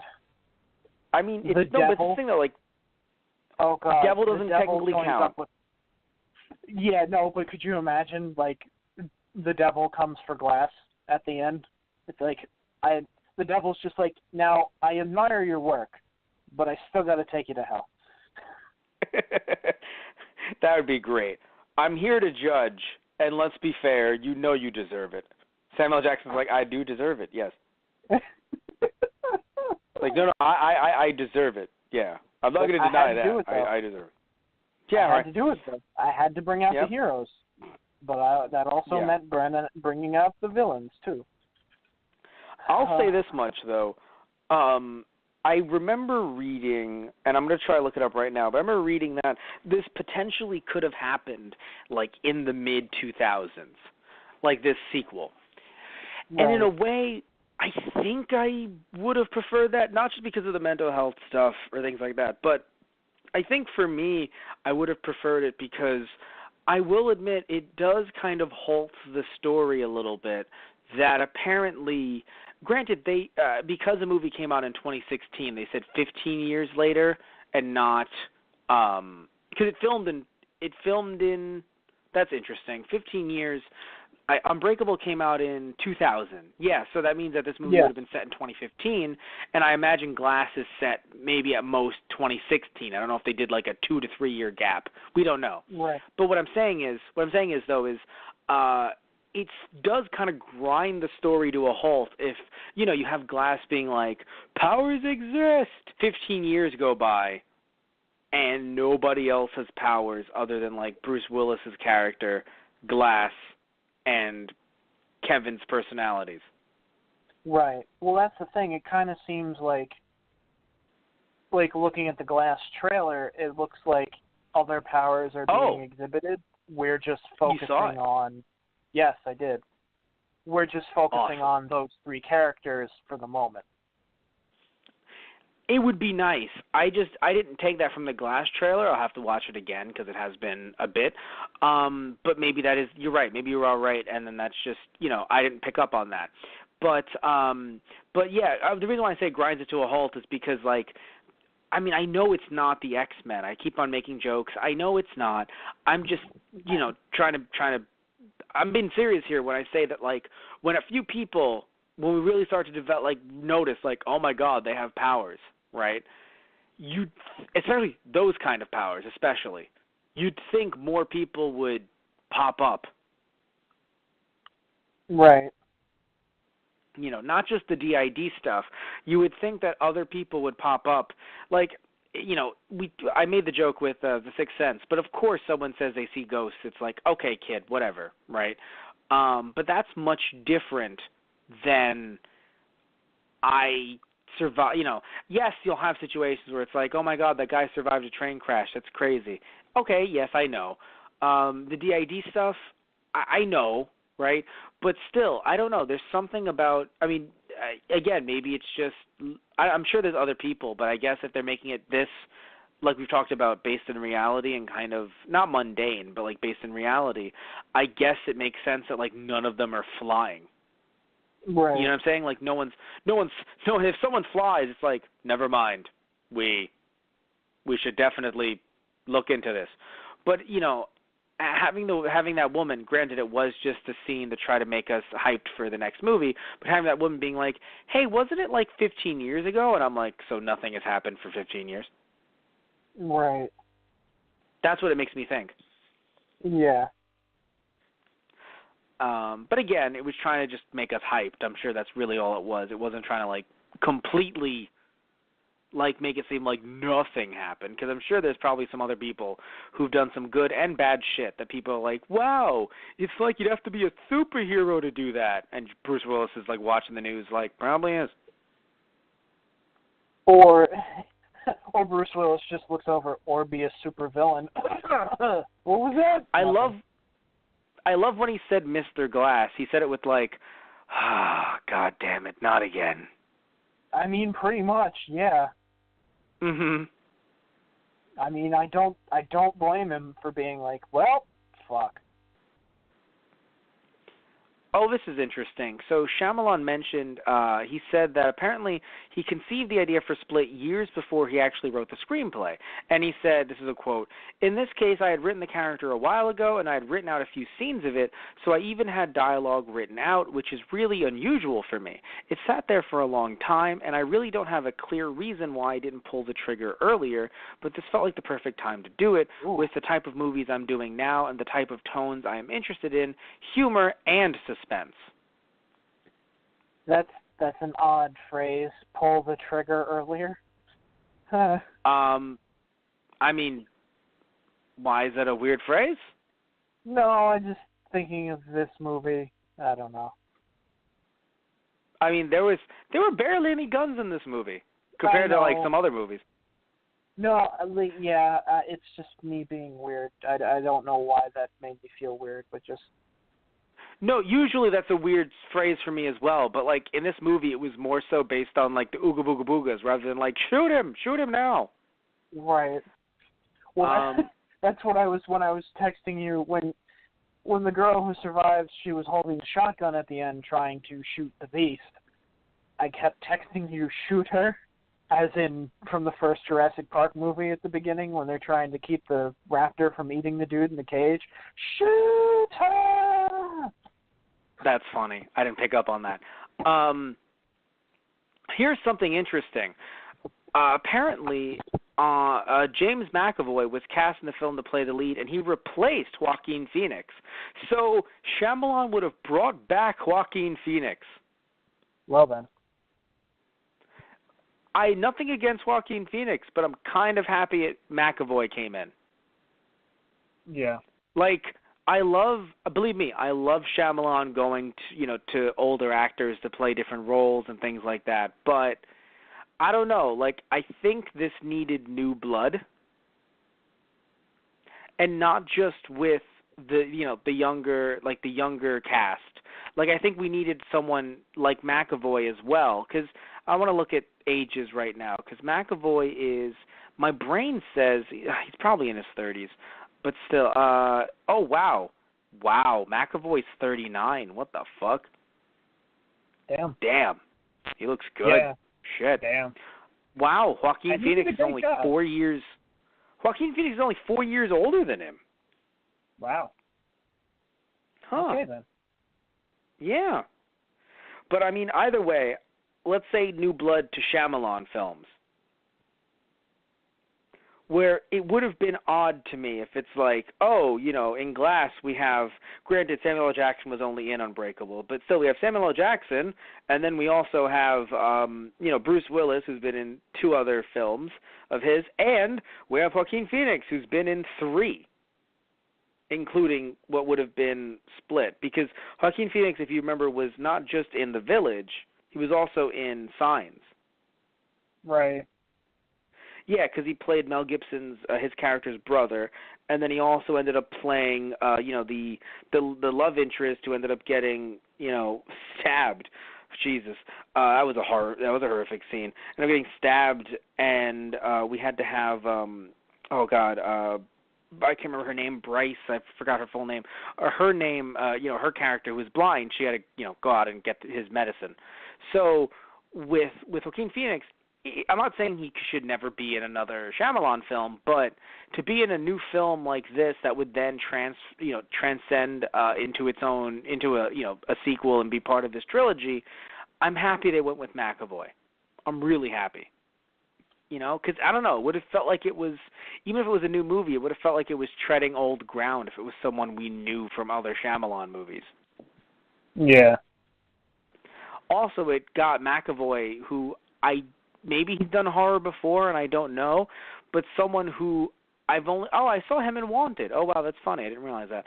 But still, seeing him in X-Men stuff, it's kind of like, it really, like, I don't know, it stretches his resume, I guess, if you will. Right. Like what he can do. Oh shit, I forgot he's going to be in It Chapter 2 as well. Yeah, he's really going into horror. Holy shit. That's interesting. But anyway, let's see. I want to see some other stuff here because I wonder when, because it seems like, yes, Shyamalan developed this, years before, but I still want to see. Kevin was actually in an early draft of Unbreakable. Well then. Huh. Yeah, but he was pulled out due to what was considered balancing issues. Oh, okay. Yeah, and so with Split, he actually brought in some scenes that he had written for Kevin in Unbreakable. He brought them into Split. And, yes, we know that, Bruce Willis was there, of course. That's interesting. Shyamalan requested permission to incorporate the character from Walt Disney Studios, which had produced Unbreakable. Huh. That's interesting. And Shyamalan met with Sean Bailey about the use of the character. They came to a gentleman's agreement where Bailey agreed to allow the use of the character in the film without a fee, and Shyamalan promised that Disney would be involved in a sequel if developed. So Shyamalan wasn't going, ha-ha, Disney Cinematic Universe. Shyamalan was shaking the mouse's hand. Right. In this case. Yep. And that's, ooh. Oh, wow. Apparently, no, not that. The fact that Shyamalan was so secretive about Bruce Willis being in Split, he removed that scene from the film for test audiences. Oh, damn. That's some undercover shit. Yeah. When you don't even I appreciate that 100. That alone would make me just be like, hey, Shyamalan, some of what you've done has been problematic, but god damn it. Like, I still feel weird not telling him that, but I'm like, damn it, I have to give you credit. You broke the, you got rid of the, you got past the spoiler machine. Because I hate the spoiler machine, Tristan. It ruins everything. Right. And I'm not even saying that it's a problem like, oh, people spoil things on Facebook. I'm not even talking about that. I'm talking about the same thing that I will harp on for years to come.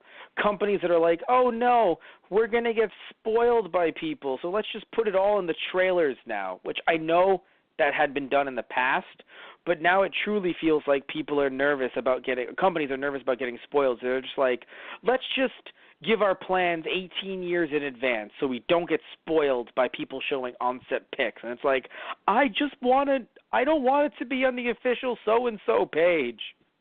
Right. I want to try to avoid spoilers, not have to hear what the next 10 to 20, 30 Marvel movies are.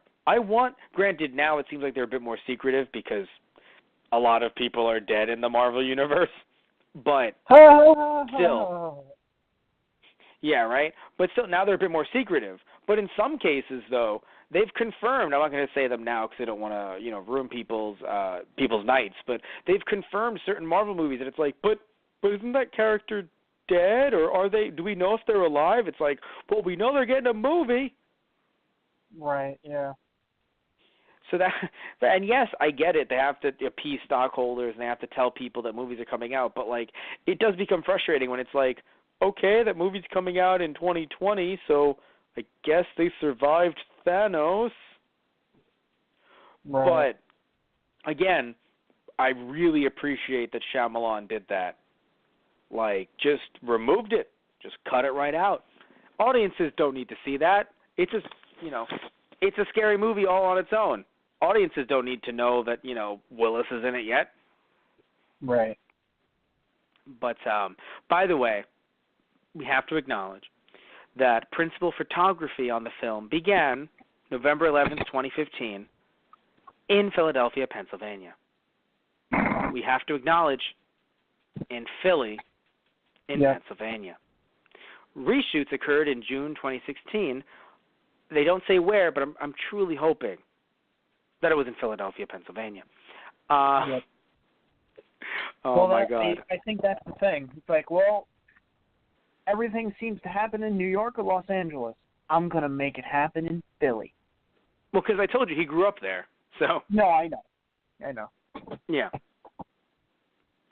Ooh, Jesus Christ. McAvoy apparently broke his hand in a scene where he was supposed to punch a metal door, but missed the soft section of the door he intended to hit. Ooh.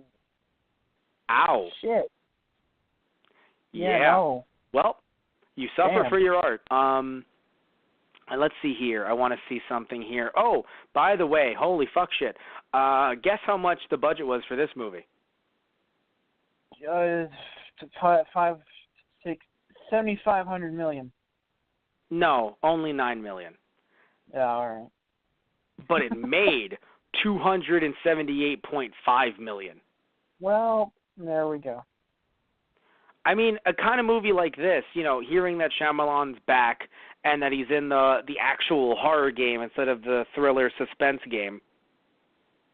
Right. Granted, this was a thriller, no doubt, but it wasn't like this was not The Sixth Sense. I think if anyone doesn't know, you ever seen The Sixth Sense? This is not The Sixth Sense. Yeah. I would argue, funnily enough, especially with how newer Ring movies in Japan had become, it feels like everyone has kind of shifted. Now, granted, I'm not trying to say like there aren't any slower Japanese horror movies, but what I mean is, and that every, Japanese horror movie is like fast-paced, but what I'm getting at, though, is that I would argue, thinking about the Japanese version of The Ring and kind of comparing that in a way to The Sixth Sense, not just because of, Sixth Sense had like a VHS tape. Both were very slow with their, they had drama in it, but also with their horror. Like, even though we were a bit more scared with The Ring because there was a solidified, bad guy, a horror villain, it wasn't like Split. You know what I mean? Yeah. like Split, it's just so interesting how both Shyamalan and I think the horror scene in general has evolved. Where, like, granted, obviously there were horror movies, you know, like Nightmare on Elm Street and Friday the 13th. Of course they existed back in the day. But just seeing how Shyamalan has also changed, where, like, originally, you know, very much like, not just the also the other thing too, by the way, the family drama that you normally his family drama is families coming together. Here it was a broken family that is truly fucking broken. That will never come together. In fact, I mean, I never thought in a Shyamalan film, especially after Unbreakable, I'd root for someone shooting a parental figure. Yeah, right. You watch Unbreakable, you're like, please do not use the gun, boy. And here I'm like, girl, use the gun on everyone. Just if you're pointing a gun at someone, odds are in this movie, it's okay. It's justified. Shoot them. Yeah. Like, yeah. I was hoping that I would be wrong about the abuse. I was hoping I was going to be wrong. I was like, I'm just going to be wrong.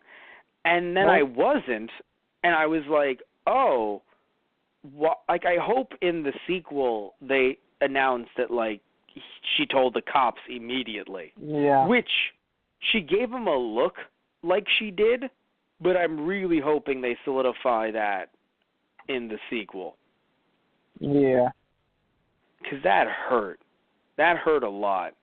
Now, granted, I get that she's not going to want to go home because, like, here's the thing. If she did kill her uncle, which, cool.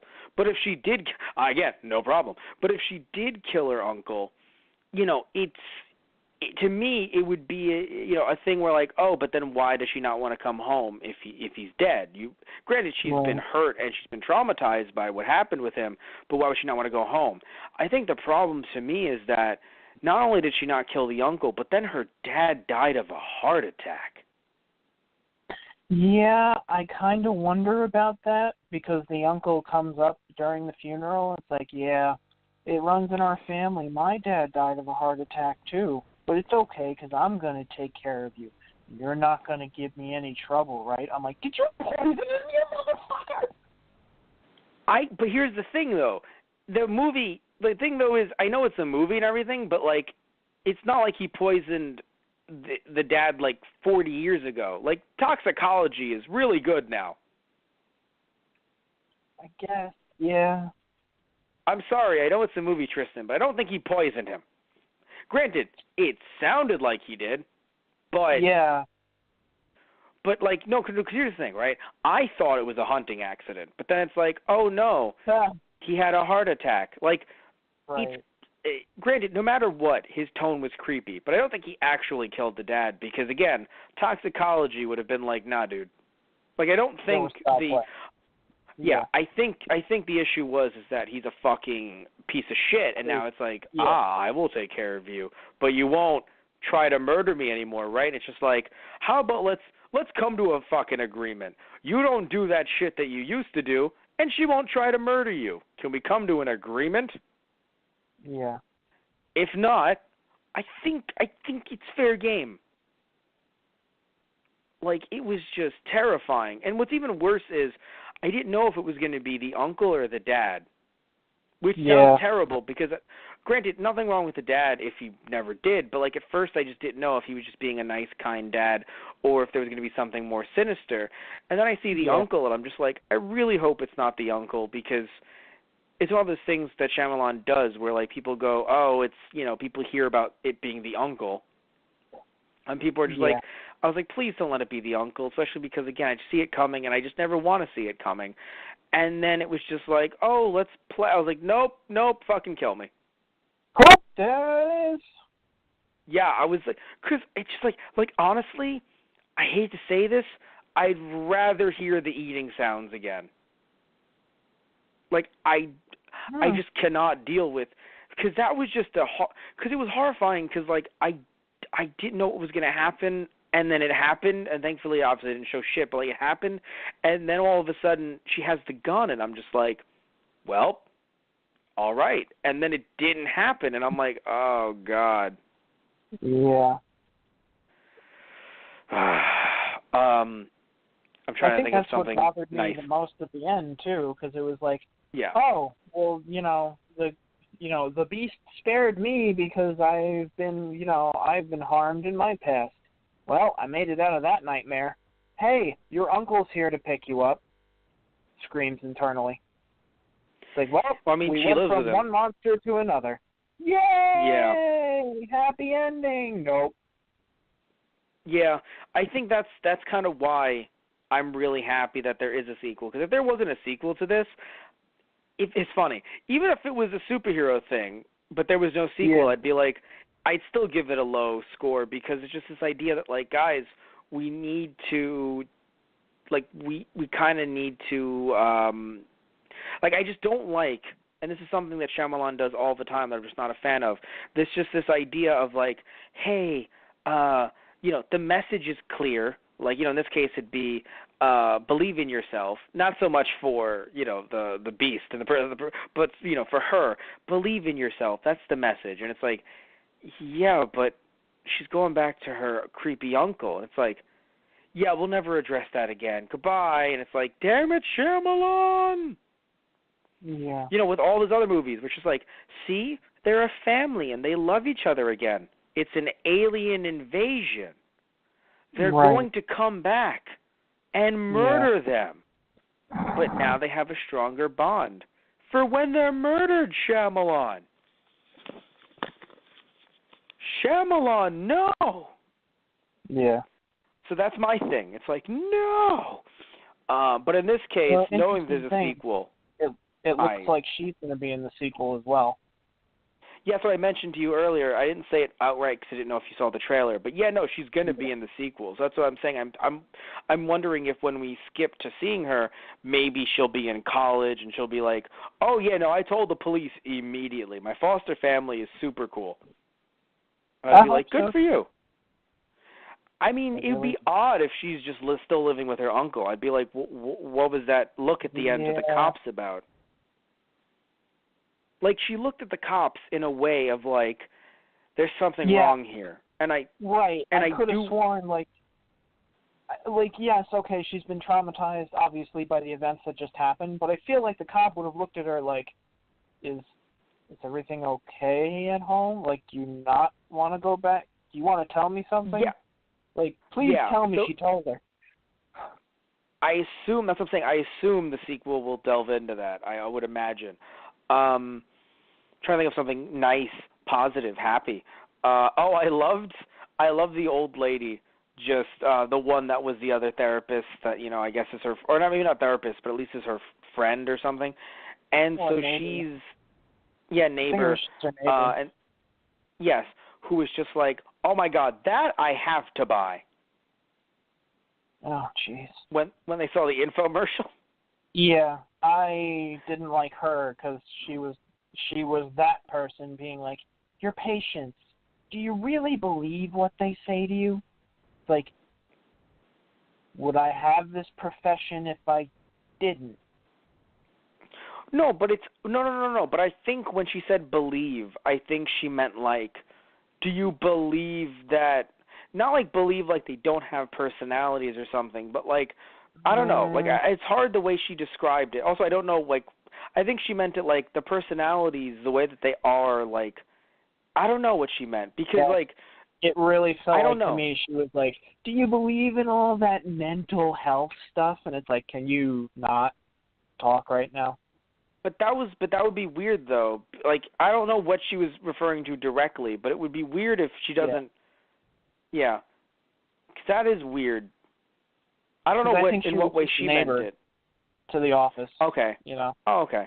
Okay. No, but I thought she meant it more like, not that believe mental health, but like the fact that it's like we are truly 23 different people. Like, different in the sense that I don't know what patients she was talking about, to be fair. Yeah, but because again, when we look at the therapist, she wasn't just like, it's kind of interesting where like at first I was like, I'm kind of there with you, and she's like, what if they've gained true human potential? And I'm like, slow it down. there. No, because it's a bit like Light Yagami, where Light's like, I want there to be a just world. And I'm like, I'm right there with you. And I just feel like criminals need to be tried. And I'm like, I'm right there with you, man. And I will be the god of this new world. And I'm like, slow it down. Pump the brakes a little bit. Let's go back to that trying thing. Who's going to try them? Yeah. So that's kind of how I felt. I was like, ooh. I was like, slow down, lady. There's a reason why your colleagues look at you funny. Right. Because I'm there with her. I'm like, I mean, well, cause it's funny. I was kind of looking at it like, oh, this is kind of an interesting concept. And then we flash back to, oh, yeah, I have 3 girls, trapped in my basement, and I'm going to eat them later. Can we call the cops already, please? One thing, too, that I felt odd about is that, so they were clearly 3 high school girls, and at a certain point they were in different states of undress, but I felt odd about it because I don't know, because here's the thing, right? My first thought is, oh, clearly they're trying to be sexualized. But it was done in moments where we're supposed to feel immense fear and terror anyway. Oh, yeah.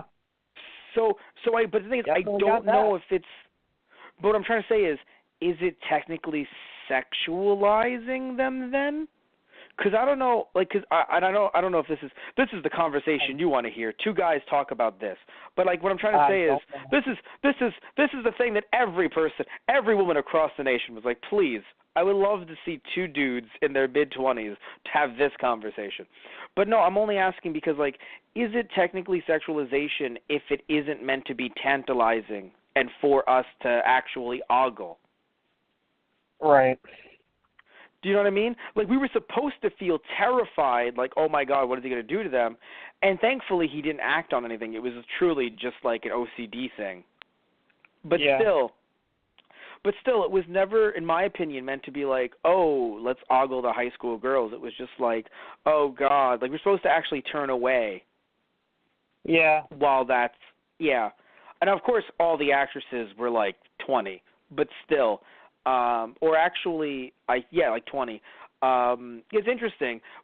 We are getting old, Tristan. This actress that played the main character, she's currently 22. Oh, wow. And I'm like, it's happening, Tristan. It's happening. Our faces are turning into what was it? Raiders of the Lost Ark. Oh. Tristan, we're getting old. Don't open your eyes.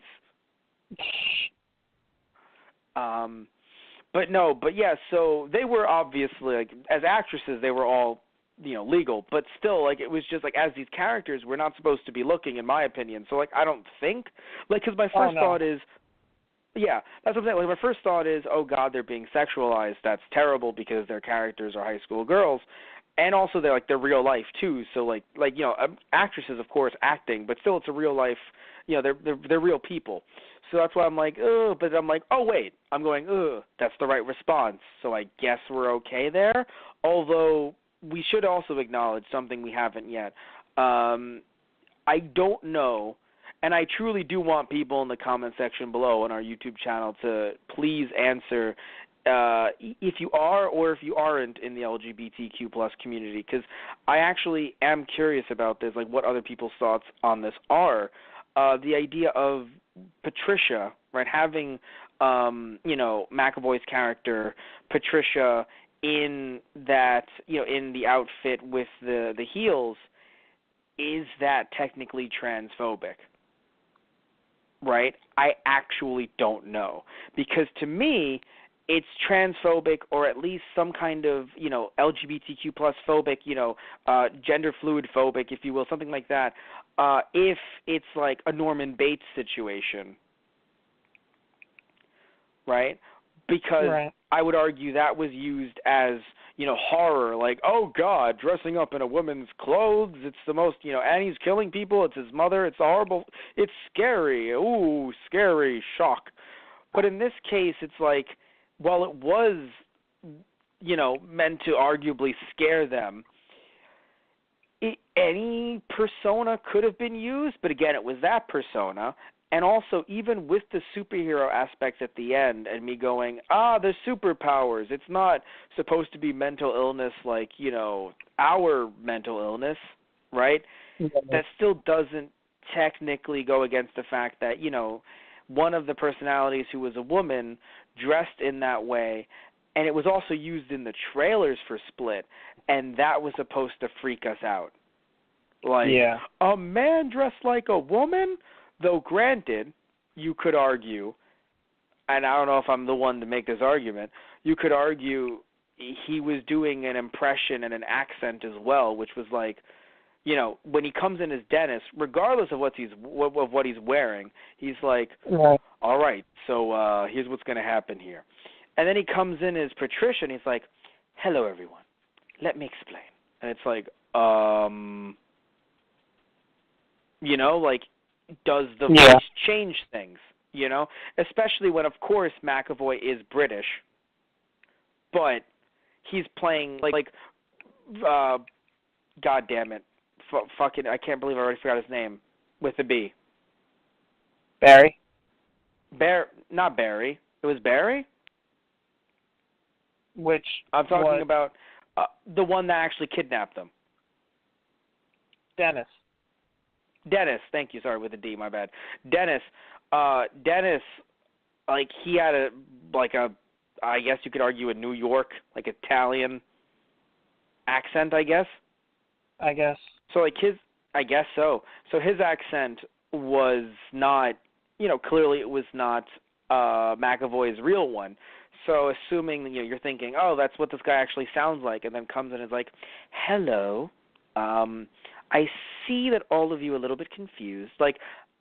I don't know if that's supposed to be the part that's like, oh, God, but I understand how some people are really frustrated who are trans or who are gender fluid and who see, a character in a dress and in high heels and is immediately thought of as this scary villain.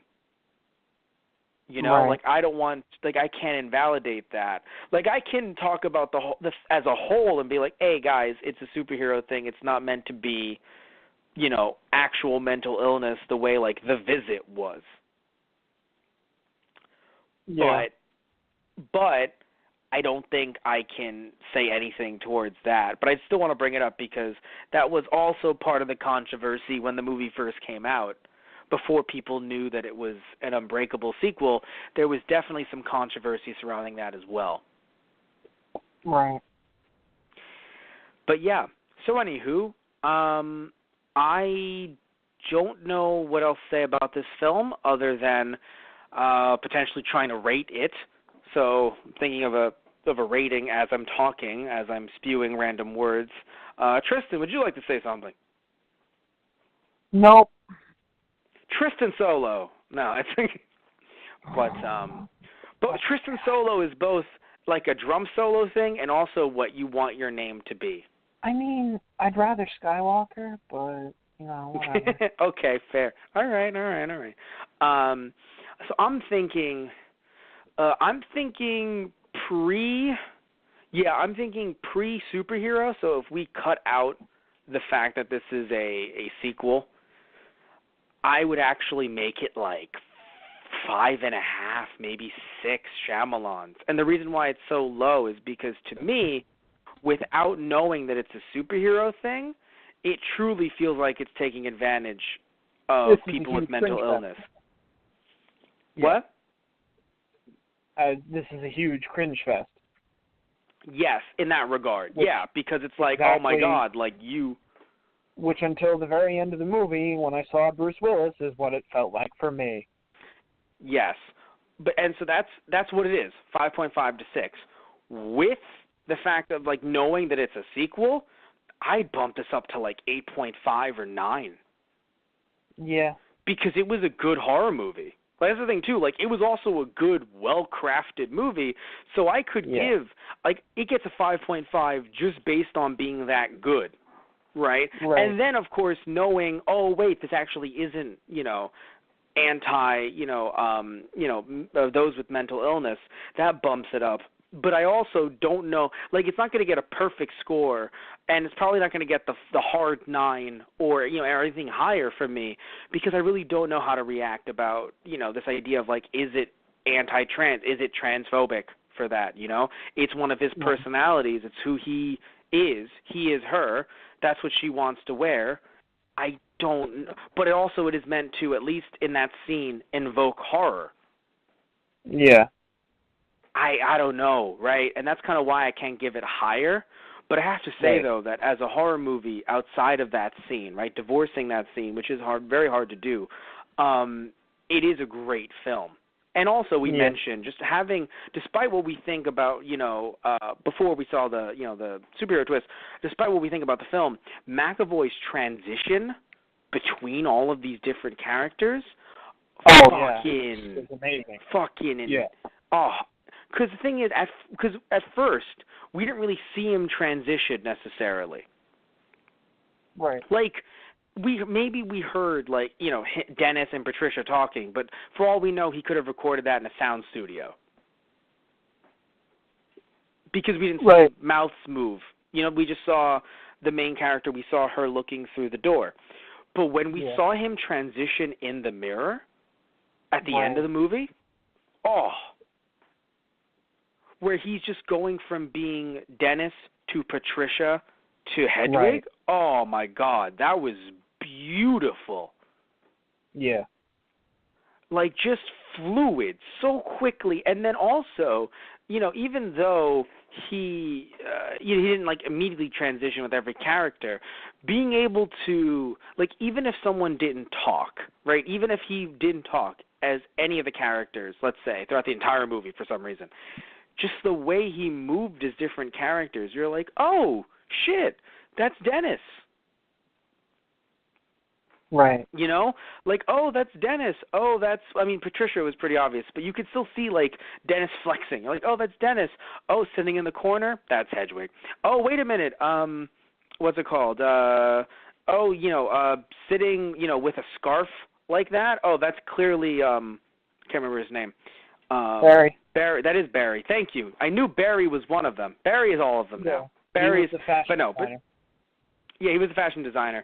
And it's like, and just seeing, like, and Kevin was an interesting one because we barely saw, we barely see Kevin, so all we see is just a dude who just looks normal. And I say normal as in not having a certain characteristic about him that defines him. Just, hey, who are you? And it's like, oh shit, you're Kevin. But anyway, so yeah, McAvoy, brilliant. The actress that played the main character, I want to make sure I get her name because she was great. I hope that she does some great things in the future as well because she also definitely, you could feel, like her too as well. You can see pain on her face very easily, no matter what scene she was in. And not even like, and I say that in the sense that it doesn't have to be like a scene where she's getting chased down by the beast, She could just be sitting... Yeah. She could just be, sitting in a car or something or whatever it might be that she's doing, and you're like, wow, there's a lot of pain there. Right. By the way, Anya Taylor-Joy is the actress's name. She played Casey Cook, which we just don't hear her name. Yeah. That's what I hate. We just don't hear. You heard it once or twice at the beginning. I think she went over. Oh. Yeah, No? No, you're right. That's what I'm saying. That's like once. Right. Oh, yeah. Yeah. But anyway, what was I going to say? Yeah, so just want to make sure that I got everything. Yeah, I think we're good. This is the last night of Shyamalan, and also, sadly, it is the last night. Technically, it is August 1st, so we've actually transitioned. We're out of the what's it called? We're out of Halloween in July. We made it, Tristan. Oh, thank God. I mean, oh shucks. I can't wait till next year. I'm actually not mad at you. And you want to know why I'm not mad at you? Why? Because you're trying to make me mad. Huh. You saw through my elaborate ruse. Well, he's gonna be. You know what? You know what it is? He pretends he's like, I'm going to get him, and I'm so frustrated. The second to start paying the bills, I want to see you be mad, motherfucker. The second this is actually helping you live your life, I want to see you be like, oh, I hate Halloween in July so much. I fucking bet you money if we're actually doing better by next year, like better in the sense of we're actually able to make even something. Don't be like by that. next no. By next year, if we are making a living wage doing this, I can bet all of you that this guy will be singing Halloween in July carols, God damn it. Deck the halls with pumpkins and stuff, la la la la. He will be fucking singing them if it's making him a living wage. I mean, really, all I was thinking while watching this movie was I'm going to deck Mac halls with pumpkins with my fist for making me watch this, 2 horror movies in a row when he knows I'm not good with horror. We had other options, Tristan.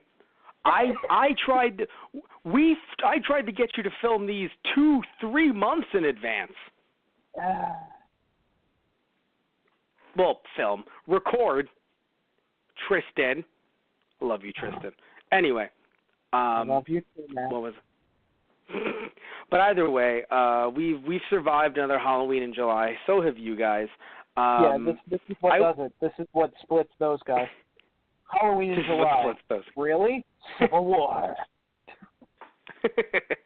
But anyway, I just want to thank you all so much. You guys help us be us, and that's not even like I'm going to plug all of our stuff in a second. But seriously, though, we've been getting some more listeners recently. We have been slowly growing, and it's been a slow growth, but it still means a lot nonetheless because, we started from zero. So even though it's like, we're not at 1 million, it still means something that we're not at zero. It really does, though, Tristan. Like, the fact that I'll notice, I'll just, we'll be releasing content and everything like that, and all of a sudden it's like, hey, we got a new subscriber. Hey, we got a new, hey. Either on a daily basis or on a weekly basis. It's a nice thing to see people actually give a shit. Just putting that out there. It's nice, Tristan. Tristan's phone dead? Well, that would be funny. Anyway, I want to thank you all. Love you all. Take care. I hope Tristan's doing okay. Tristan, I guess we'll see what happened there. Anyway, want to mention that our Patreon is tgproductions.net. tgproductions.net. tgproductions.net is our actually main website, which you can actually get some merchandise of ours over at tgproduction.net/merchandise. Our Patreon is patreon.com/tgproductions. A lot of cool tiers there. Currently checking on Tristan to see how he's doing. That's strange. Blog Talk Radio dropped his call. That's terrible. I don't know if that's whoops. I don't know. I think they were trying to end him. I will have to tell him off podcast if that happens. But anyway, so either way, love you all. Make sure to follow us through our Facebook or our Twitter. Our Facebook being facebook.com/thoseguysontheradio, or our Twitter, which is @thoseguysradio.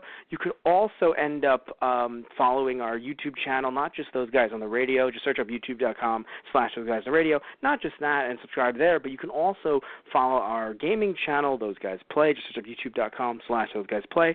Or even our strange, esoteric, skit-based channel, Those Guys, TG Productions, which you can just search up TG Productions, or again, go to our social media accounts. You'll find different videos posted there as well. And again, thank you all so much for helping us be us. And I guess we'll see you next time with something completely different. I feel terrible because Tristan can't call back in because we've gone on a little bit too long, so it's after hours. But yeah, that's terrible. Either way, I'll have to tell him off camera. Sorry. Yeah, so thank you all. See you next time. I've ranted long enough. This is why we need Tristan here or someone else. You can kind of just cut me off. All right, then. So take care, everyone, and see you soon. Probably not next year. Depends on when, it might be next year. Depends on when Glass comes out. All right, then. So, see you for another Nights of Shyamalan then. Of course we'll be posting content until then. We have a lot of content to post. We have Doctor Who coming up. We have Attack on Titan. We have a bunch of stuff coming up. We'll have content for that as well. All right, guys, so see ya.